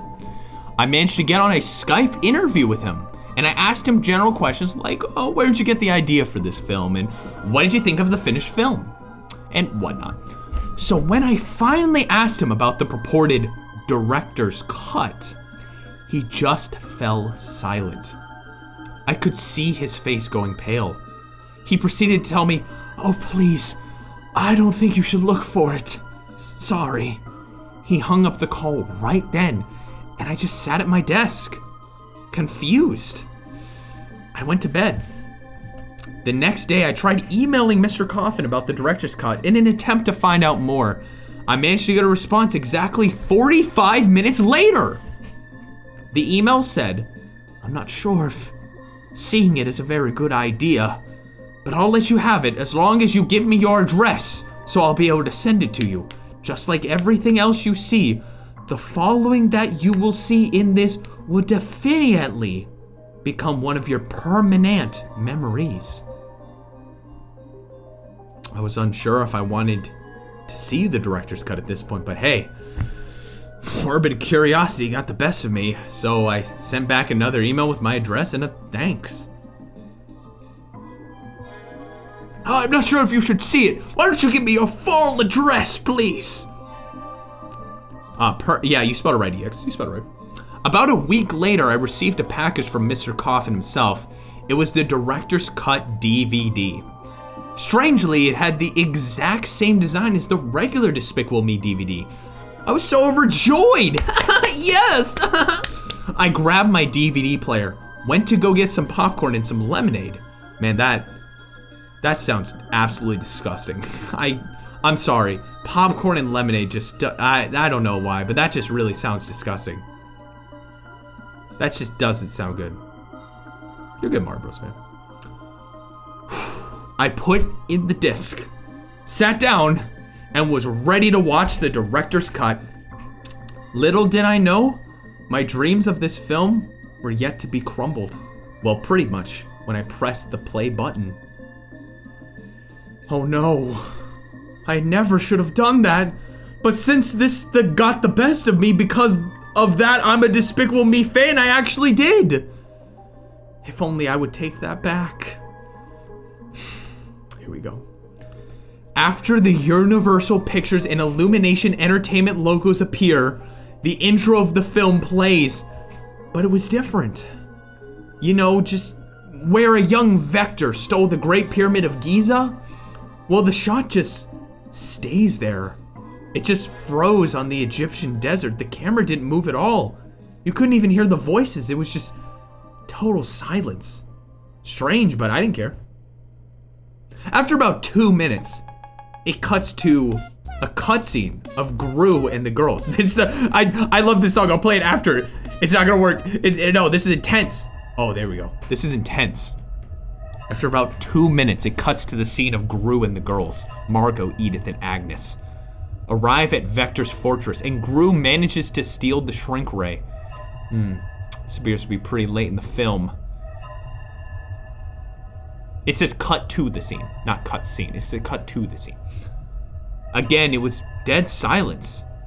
It cut to static for about 3 minutes, but again, it was silent. The weirdest thing is that I could make out some sort of video in the static. It looked like Vector standing, and he pulls out a knife. After the clip ended, the film cut to the scene where Gru went to the rocket ship, but again, it was silent. It soon got to the scene where Gru shrinks the moon. Okay, hold on.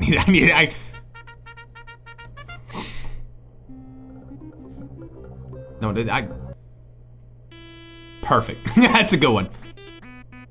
That's good. It got to the scene where Gru shrinks the moon.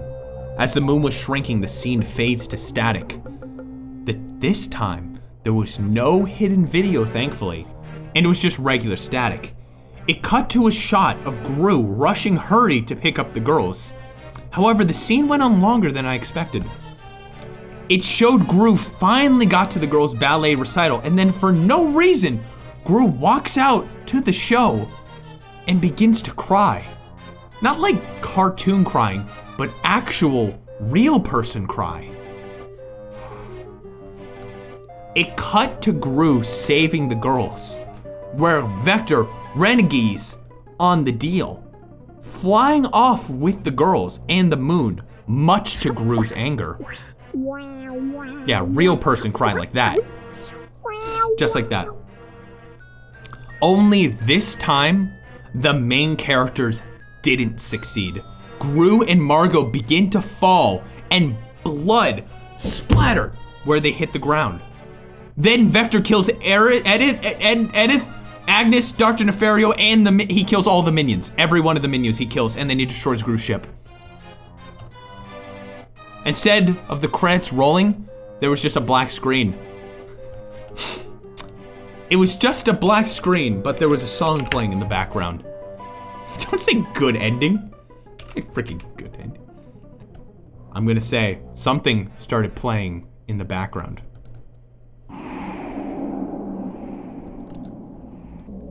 The Gygus theme played for 30 seconds. I took out the disc and shoved it into the DVD shredder. I am never gonna buy any of the bootleg discs like this. I had nightmares about the disc for almost a week. But at least I'm still a total Despicable Me fan, much like everyone else. The original movie aired on ABC Family one day. As I sat there for 25 seconds, there was a whisper behind me. Play with me. I turned around. It was a minion plushie with red eyes, smiling.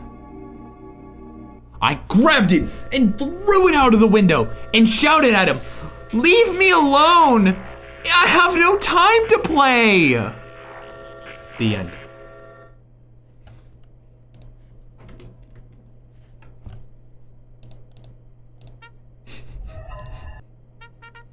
That's not bad. There you go. I'm glad he still likes Despicable Me though. It's very nice it didn't ruin Despicable Me for him.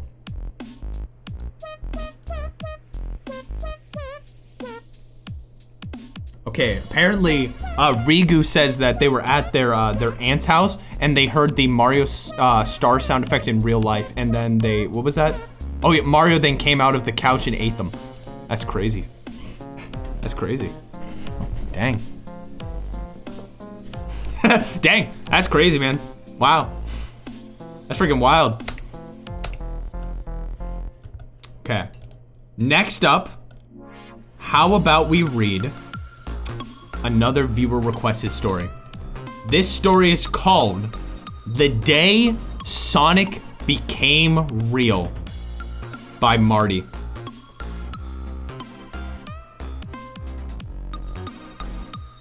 And I've got an image for you.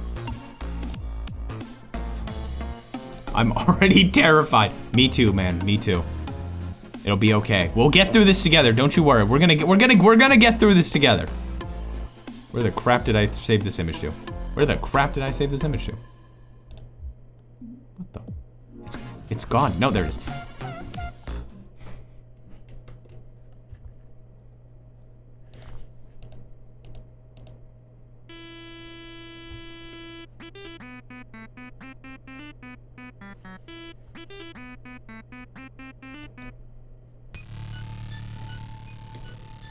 Oh, this song hurts my ears. Ow.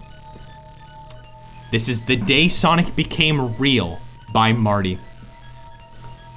I love Sonic the Hedgehog. His games are just so fun.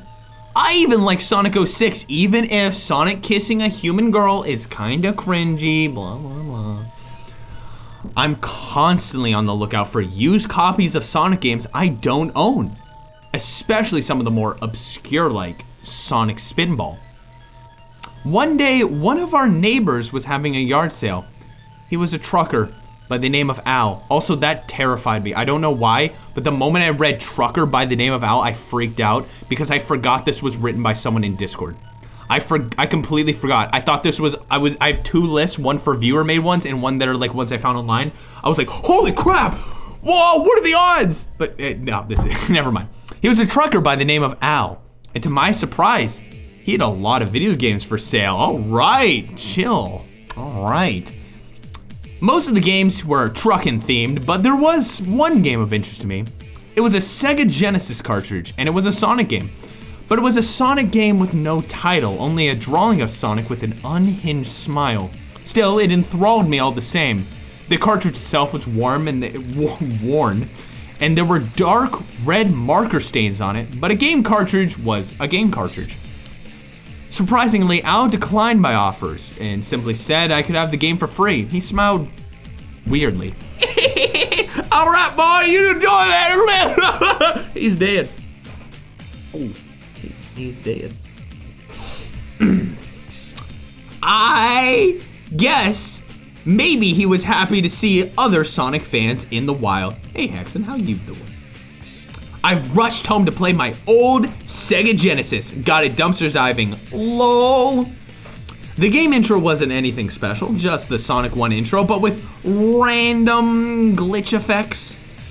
The game intro wasn't anything special, just the Sonic 1 intro, but with random glitch effects. Actually, the whole game seemed like it was just Sonic 1, bad lag. Sometimes my inputs didn't register and Sonic would just clash with invisible walls, which is very funny, not gonna lie. Maybe this was some well-made bootleg. Still, I kept playing the game. If I can beat that stupid silver fight in Sonic 06, I can handle a glitchy bootleg. What am I reading? The day Sonic became real. The creepiest pasta you've ever creeped. After what felt like hours of trial and error, I neared the final stages. But then things started to take a dark turn.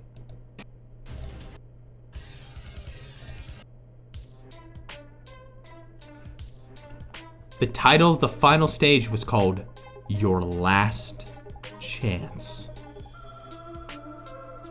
The landscape was dark and grim. Organs and dead animal sprites littered my screen. The music to a grating dawning track that only played in one ear. Every time you touch an enemy, you instantly die, but I never game overed.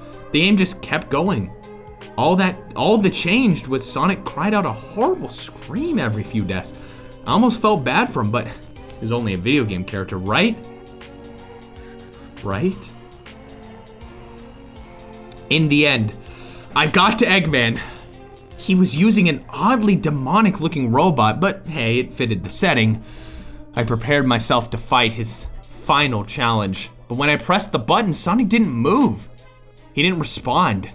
I switched inputs, pressed them all at once, and even used my grubby third-party controller I found on the ground, but nothing happened. Sonic waiting animation started as Eggman unreleased hell onto the stage. Whew. Attack after attack. But Sonic did move, or he did die. It was so bizarre. I even yelled, "Do something, dumb game!" At one point. Then the scariest thing happened. The game crashed. Then an ominous voice spoke to me out of nowhere.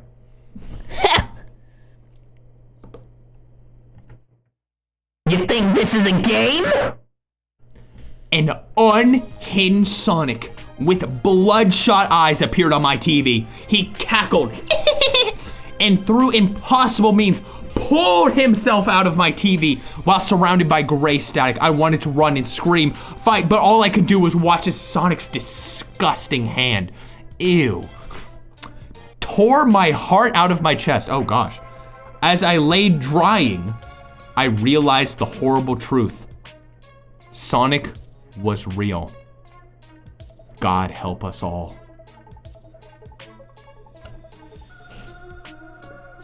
The end. Oh crap, we're running out of time. Oh crap. Oh man. Oh gosh. Okay, hold on. Ah, man, there's still so much. Okay. Do you want, for next, do you want Face Raiders bootleg?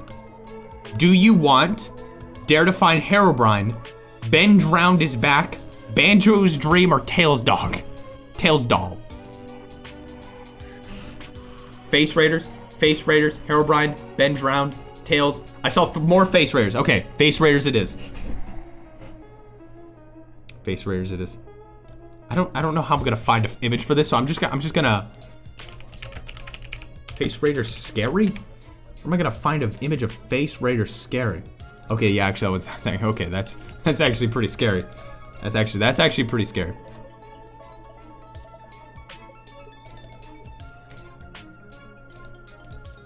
Okay. Let us begin, shall we? Face Raiders bootleg. Bill was walking on the street when he found a DS case on the ground. He read the case's cover and it said Face Raiders. He put in his DS, not knowing it was already preloaded on the DS. What an idiot. When he put it in, the yellow Face Raider that gave advice came up and said, "Hello, new player." Bill believed it was part of the game and played anyway.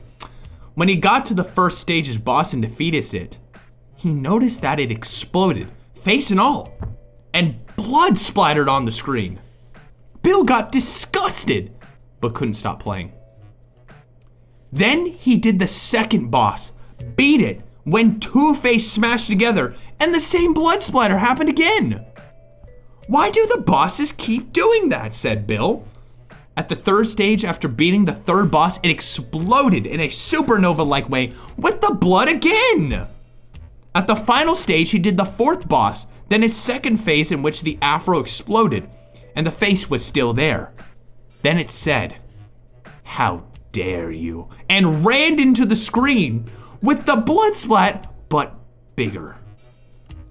When the screen glitched and crashed, before it crashed, it showed a message in Japanese. "Fesureda wa 10年前にあなたのために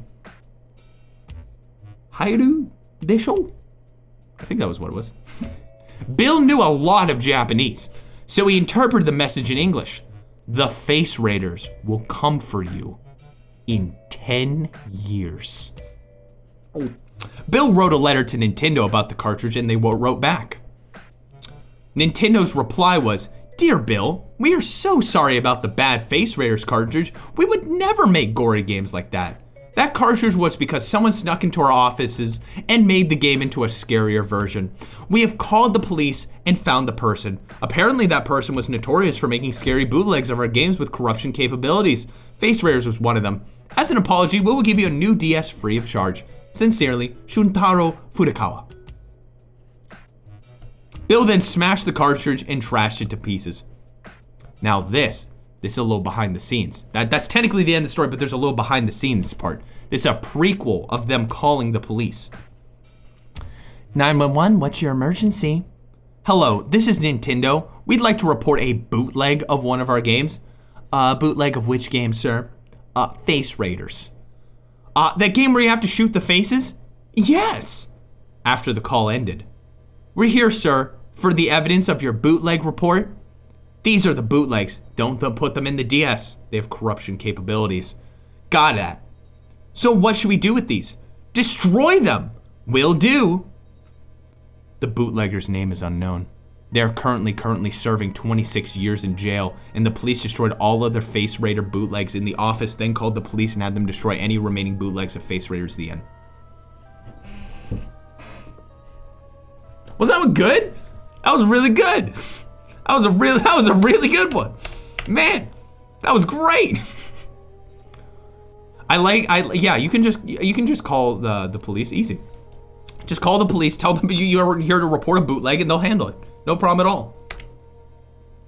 Okay, now, back by popular demand, here he is, the one, the only,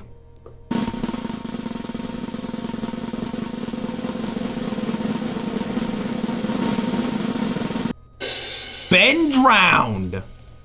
Back by popular demand.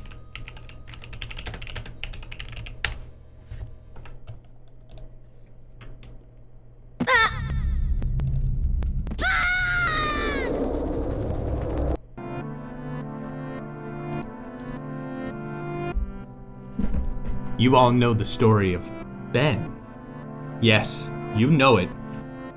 But you don't know things that I think it's right. Because think the thing what happened with Ben was 2010. And in this time it gives GPS and other PC hacking tools. I mean, the people who does it had in-game card. And now it isn't important. Now important I am telling. Rather, the story what happened with me and my friend. It was Tuesday, and I was with a friend. We were like another days from the PC.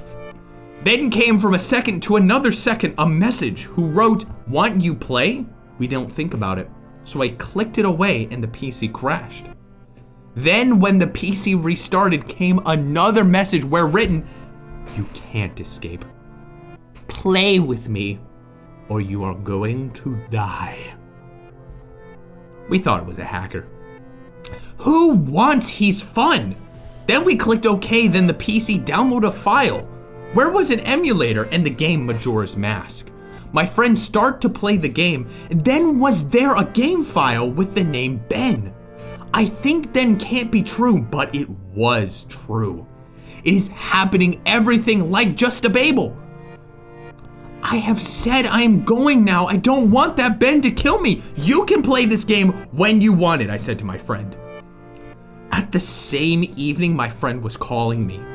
He was like sadly and aggressive. I said, "What's wrong?" He said, "Ben is coming and bring me to the higher layer." I said, "Wait, I am coming." Then the television is crushed and the song of unhealing is come. I have scared. I was thinking he lives. How it can be? I have so many questions, but I scared about the reality what happened to my friend. From there, I never see him again. When Ben is living, I don't understand. Why doesn't people do anything? I understood that some games from Nintendo at the late 90s have lots of problems like Pokemon Red and Green, but that is a little bit overpraise.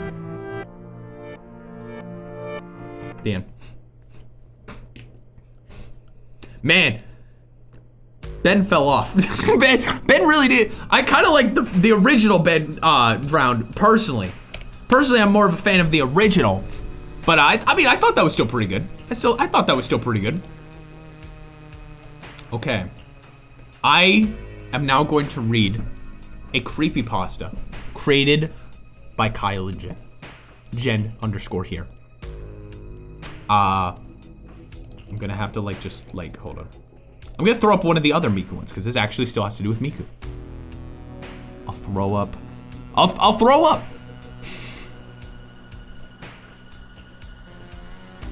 Here we go. This is written by Kyle and Jen. Crappy, creepy, limited edition. That's against TOS. Oh, because it has Miku? Let's see. It was a crisp autumn Sunday morning in late October. My mom and I were heading to the store to get groceries for the week. Oh, throwing up his TOS, dang. I was hoping the store might have some new limited edition vegetable juice that featured Hatsune Miku on the label with limited special flavors too. I had heard about it all over the internet and TV, but had yet to see it in store. We had a lot of shopping to do, so we went down every aisle in the store, Mom grabbing items we needed, and me, well, I'm scanning everywhere for Miku veggie juice. Our shopping trip was almost done, and I hadn't found the Miku juice. I was pretty down about it and given up when I heard a strange, distorted, electronic voice whispering to me.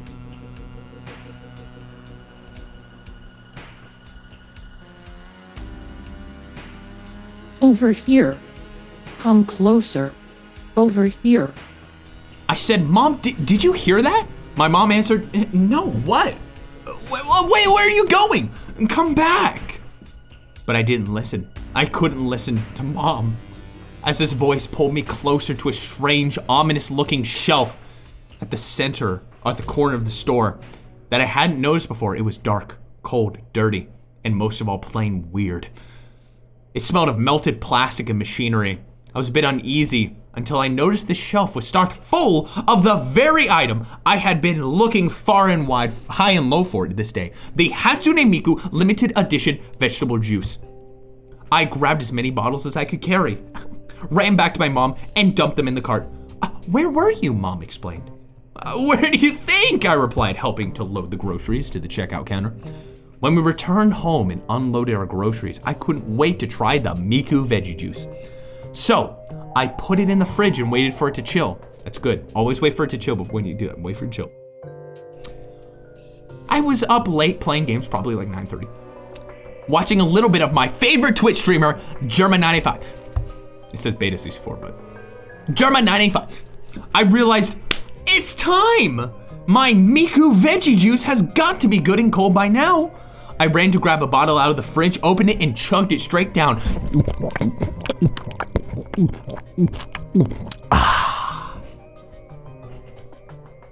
It was delicious, but the aftertaste was a bit like the smell from the old creepy corner of the store.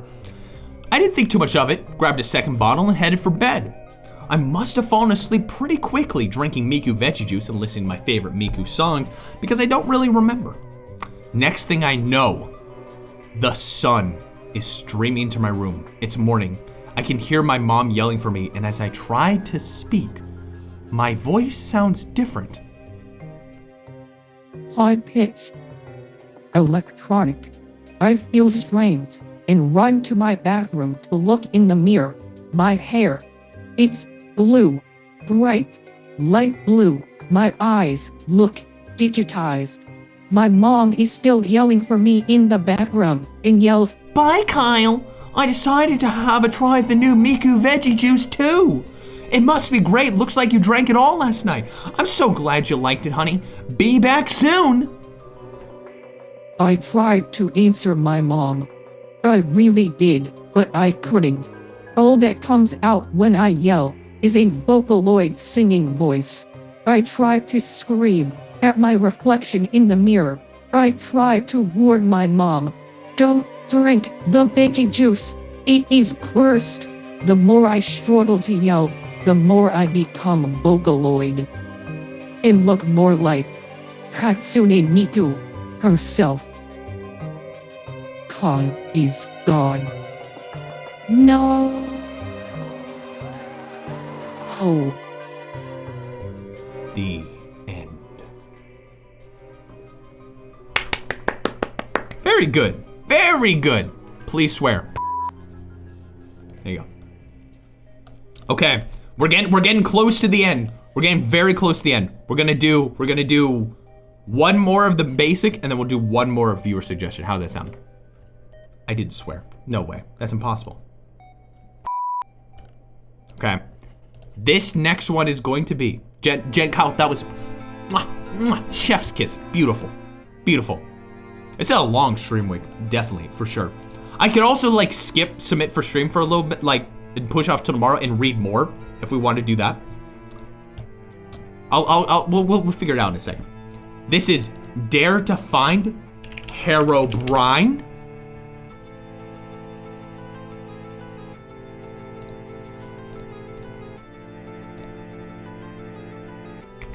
Hold on. This is good. This is a good photo for it.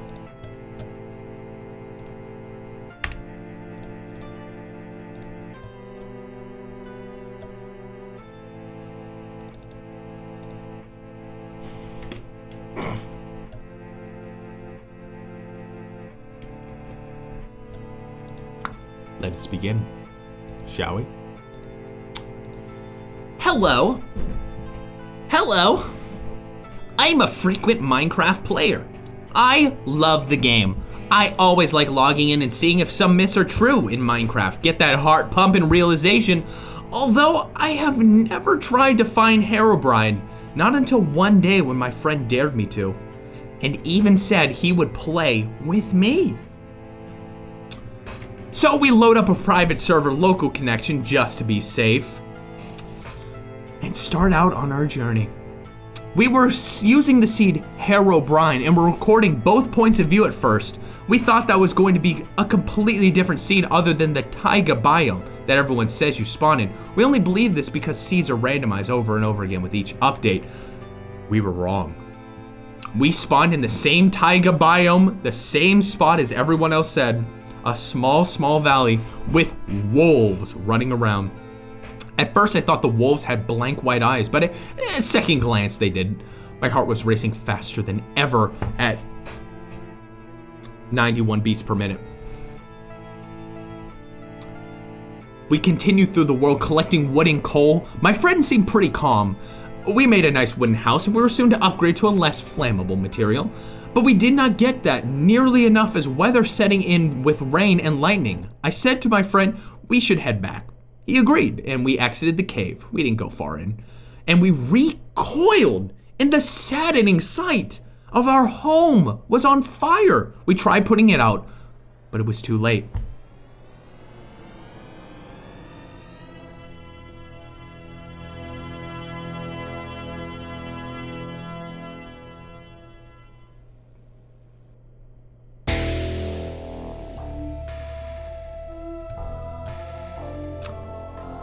He said that lightning must have struck our house.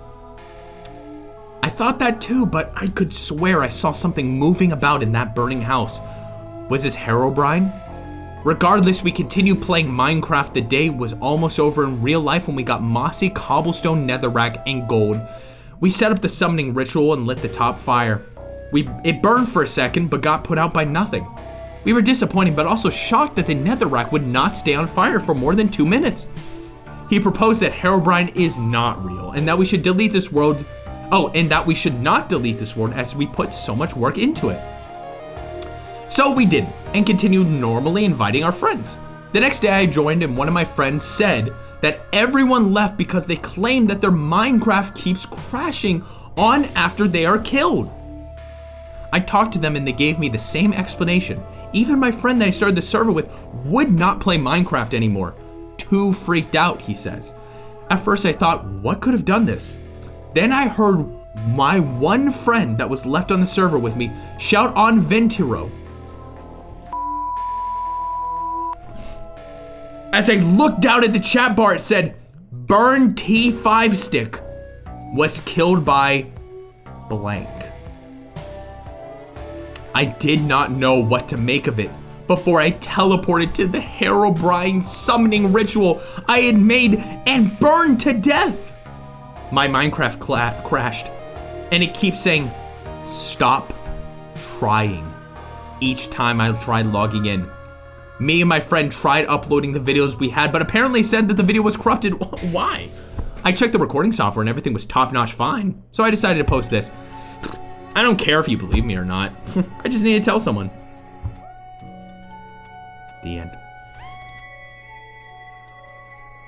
Dare to find Herobrine? I think if I had to make a guess, that was probably a Herobrine. If I really had to make a guess, I think that might have been Herobrine for sure. Okay. Here we go. Oh my gosh, this is actually kind of scary. I like this image. This is now another viewer submitted creepypasta. Reminder, we're not gonna be able to get to all of them today. So if yours isn't read, you feel free to post it and share your stuff so people can read it, because I know you put a lot of work into it. This is actually a terrifying picture that was created by Dolly for Scott No Last Name story, The Revengeance of the Poop Cube.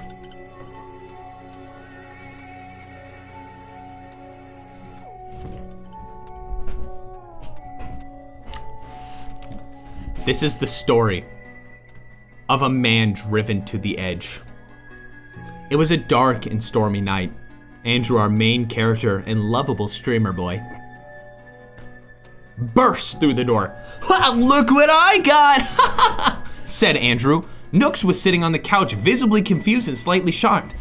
What is it? That's not what she sounds like. Nook said, confused at the box in Andrew's hand. It's my big ticket. he said, shaking the box in front of Nook's face. He ran to his stream room and shut the door and sat down and set the box on the table. He opened it with a face of pure glee. Inside was a GameCube. It was a silver hot Porkman XD crystal in the center. He walked it out of the box and sniffed it. Oh, that's a fine stinky cube. Wait, that's very stinky, said Andrew. He opened the disc tray, and to his horror, it was full of poop.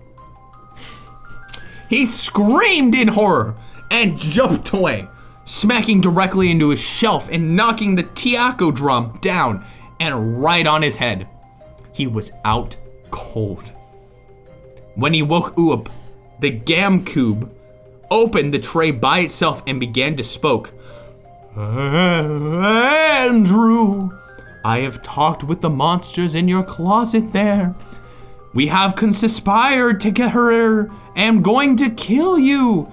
Andrew screamed in horror and fear and jumped to his feet. The GameCube grew tentacles and started speaking like Sonic the Hedgehog.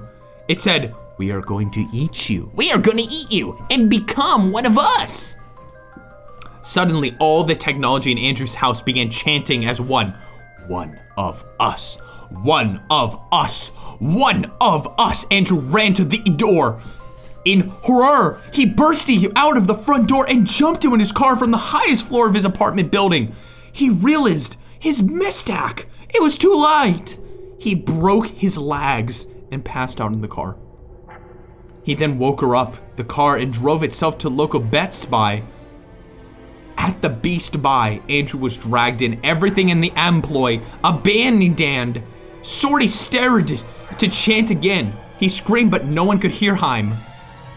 As he was dragged to his face, legless, by the very GameCube, he wondered, was it all worth it? Why did I do all this?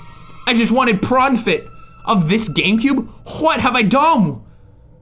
Then suddenly, Uncle Al and his truck smashed through the front of the store. Miss me, boy? Al yelled as he barreled through the running down of the flattening the life out of all the electronic and the satire.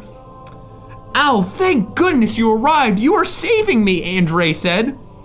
The poop cube, however, had other plans.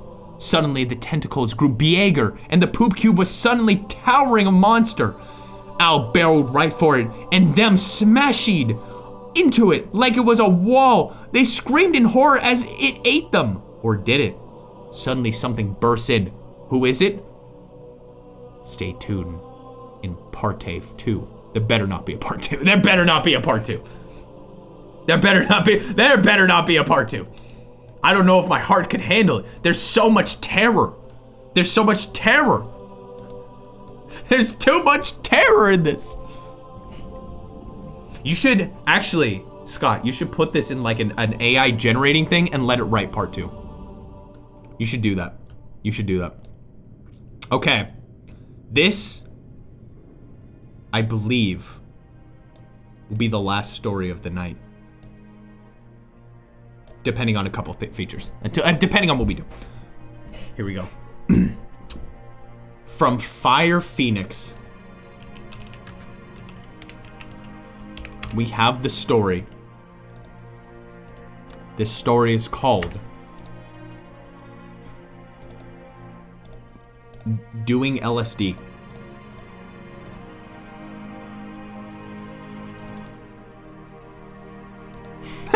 Nice.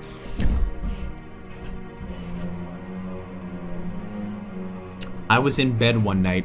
What a memorable day I had. I was exhausted, but I remember my mind kept fixating on the events I had witnessed. My eyes and mind eventually gave in. This is taking place as this is a first-person story about someone who watched the LSD stream I did, okay? And had 5 days worth of dreams about it. Day number 1. I found myself in an empty white hallway. I instinctively began to walk down it, but it did not feel like I was moving in the slightest. It felt like I went on for ages before looking back to find a door that had presented itself behind me. I looked back the other way, questioning my certainty on going through the door instead. But there was no reason to doubt. I went through the door and woke up out of my bed on the floor right next to a special keepsake I was giving long ago, shattered to unrecognizability. Okay, that's the first day. Day 2, things start getting a little more scary.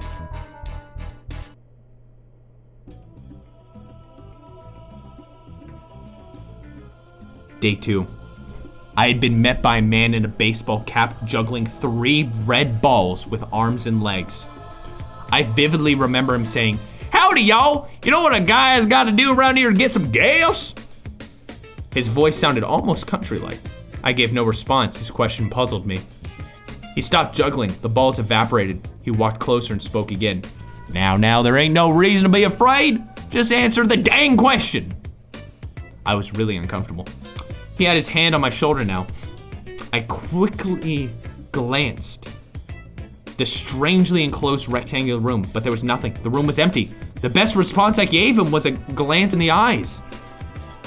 Then I remembered this part in painful detail. This happened. "I see. Thank you for your help." I suddenly felt much lighter. He had picked me up and tossed me full force out of the room and onto the concrete of a road. I heard a truck revving up and the maniacal laughter of a madman. Everything faded to red. When I woke up, I felt a scar worth of dry blood on my face. But it was just that. I only felt it. There was nothing actually there. This feeling stuck with me for the rest of the day. This is LSD. Day 3. I was in school, a classroom where they taught cooking, it seemed. It was empty, with the only thing of interest being that something was written in large bolded caps on the chalkboard. Hold on. The answer is Seiniku, which stands for raw meat. I was gonna show it on screen, but actually, you know what? I can't. I actually can. I forgot.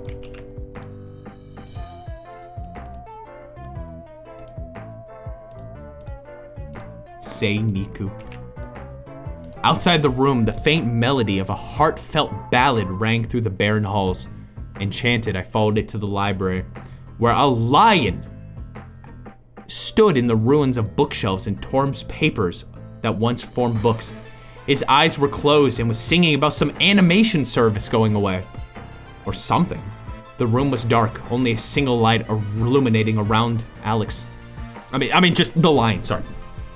Afraid he may be hostile, but curious to hear his melodious voice once closer.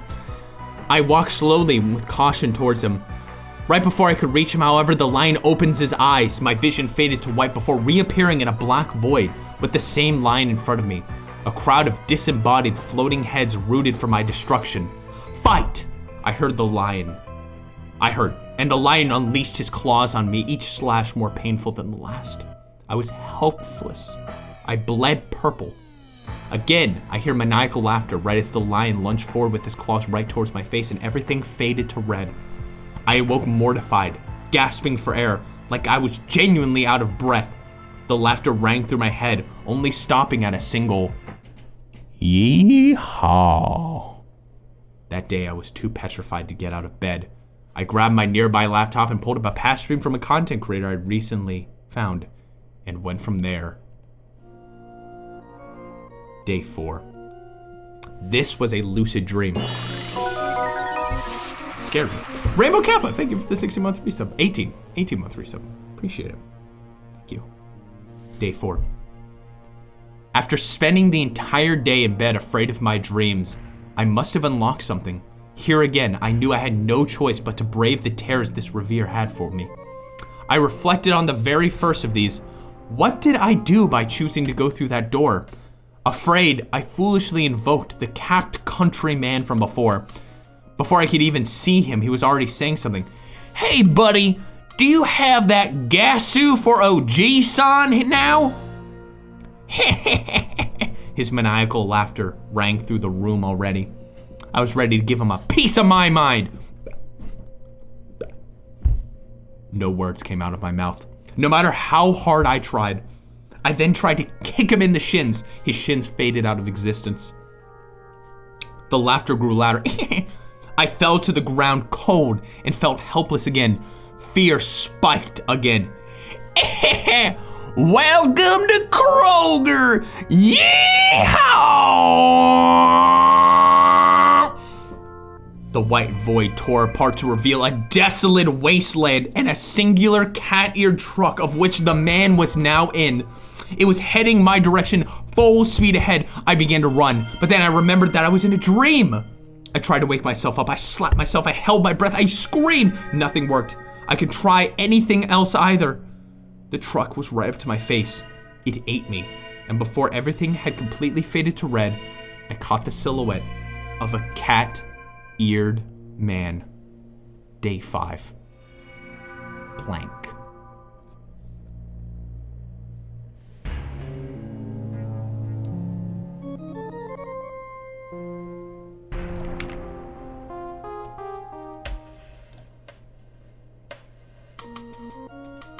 And there you go. And there you go. Now my question, well, actually, I don't even know if there is a question. I think that's it. I think that's it. I have technically 2 other stories, but I don't know if oh my gosh. Okay, I feel like it would be best to save those for next year. Or maybe, you know what? Maybe I'll just throw it in tomorrow as some random thing. Maybe. How it could be part of the trick or treat. One story or the other story. There you go. There you go. That's what we're doing. That's what we're doing. That's what we're doing. That's what we'll do. That's a great idea. Ding ding ding ding. Okay. So this is from 64DD. Dolly image of all the creepypasta titles. Okay. So it's actually kind of difficult to show. Let me see if I can make it a little easier to like show y'all. Okay. So this is hold on. I need to fix it. There we go. There we go. There we go. There we go.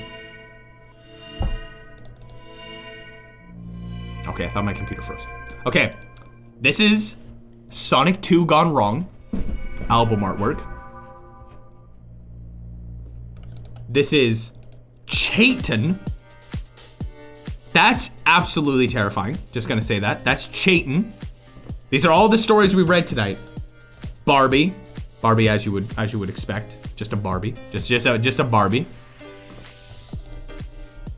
Next one is Fake Chat. And the last one is A Bug's Life deleted scene. See, what they could have done to make it more terrifying is make it like it then showed like real bugs. You know what I mean? They could have like done that. They could have. What am I doing? Oh man, let me tell you how you can fix your creepypastas. Let me tell you.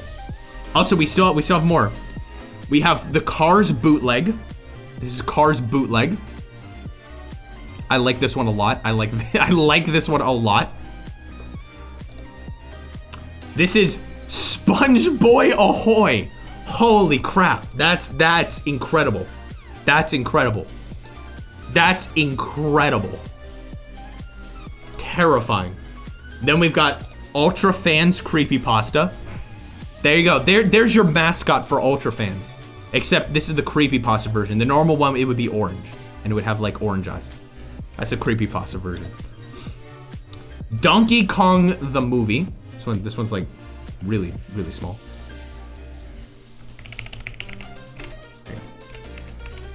Donkey Kong the movie. It's just 2 Donkey Kongs. And then no, not last. We have Cursed Minesweeper. Cursed Minesweeper.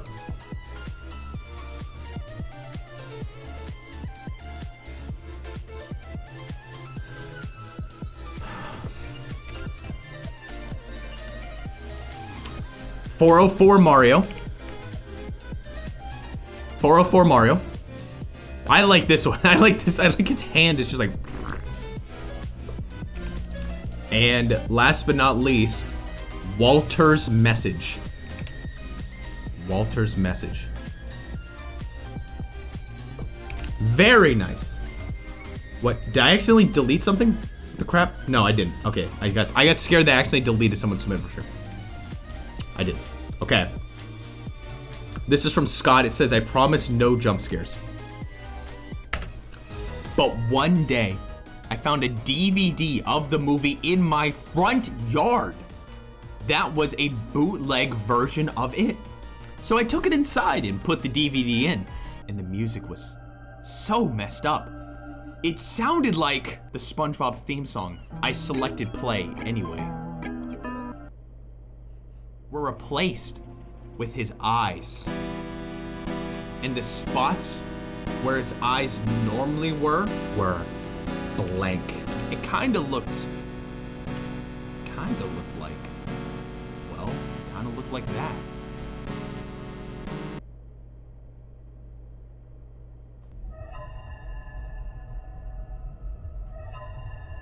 Hey, what's up, Andrew? You doing good?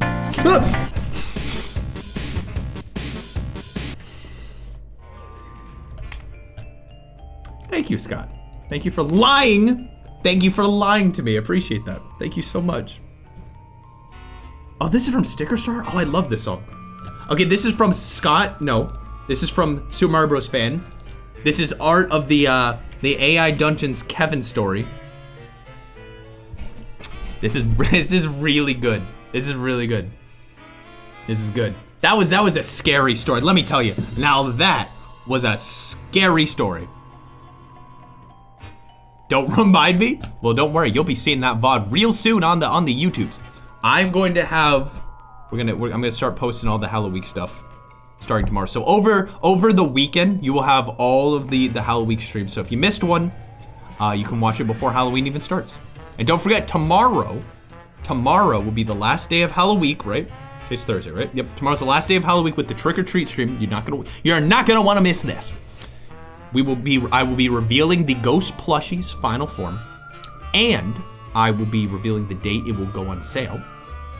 And that's it. Anthony, be yourself. It's me and Uncle Al with Slenderman, Walter White, and Miku. I'm gonna be real with you. I actually have not set up for the trick or treat stream yet, so I need to do that. But I know it's gonna. I have ideas. I've already got the ideas. I just need to get them on paper, get the things ready to go, and we're good. I have all the ideas, and I got the props. Yes, there will be props this year. There will be props this year. Okay. This is from Dismond. I set a challenge to myself to draw every creepypasta for this stream, and I did it. Here it is. This is a big one. Yo, dude, it's freaking Chayton! Holy crap, that's Chayton! That is so Chayton. He would totally do that. I love that face. That's the Barbie. There's Sonic getting stabbed.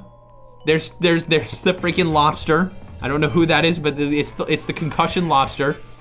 Too bad, so sad. The lurker. Kurch. I can't tell if that's fake. Technically, we did see the Among Us guy tonight. That is true. There's squid. Squird. I'm choking. That's great. And he's naked. Very nice. Look. Oh, there we go. There we go. That's Kevin walking down the street. There's Dismond getting sleepy. Donkey Kong. There's the Minesweeper. A guy spending an hour trying to get to the end. There's Walter White talking about me and Miku. There's the minion. There's Gru crying. The dead minions. Red markered cartridge. The exploding face raider head. Dude, this is so good. The real Sonic. Big Ben. I don't know. Wait. Oh, Ben. There's Ben. Ben. Water. The Miku juice. The Miku juice. Is that me? Is that me?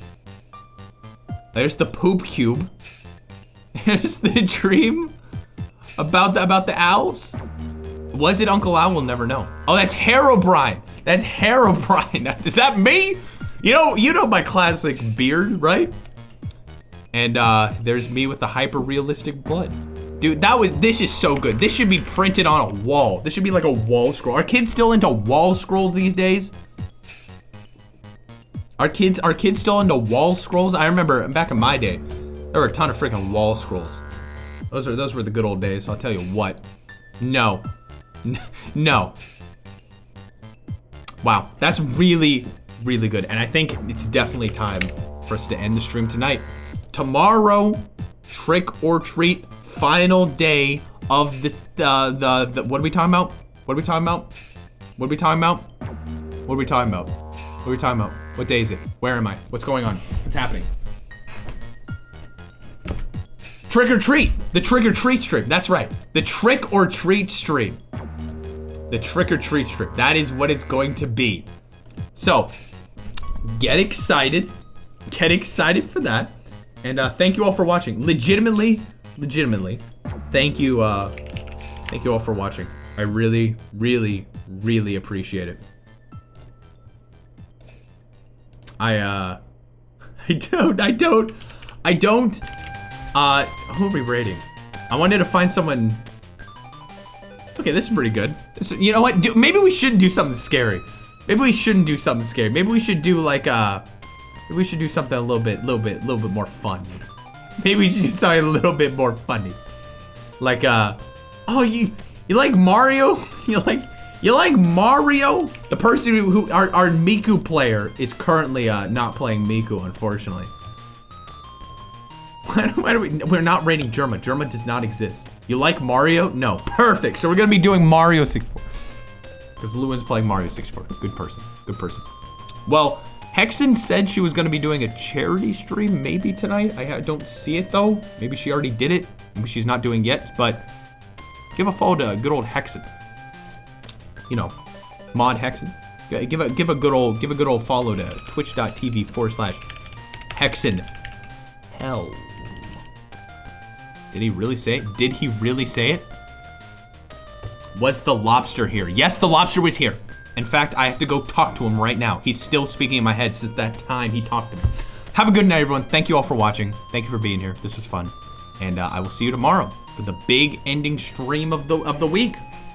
Big chew to you. And if you didn't have your creepypasta read on the stream, be sure to post that and share your... In fact, if you just wrote a creepypasta at all, put in share your stuff. People want to read it. I guarantee you. I guarantee you. So, night all. Chew.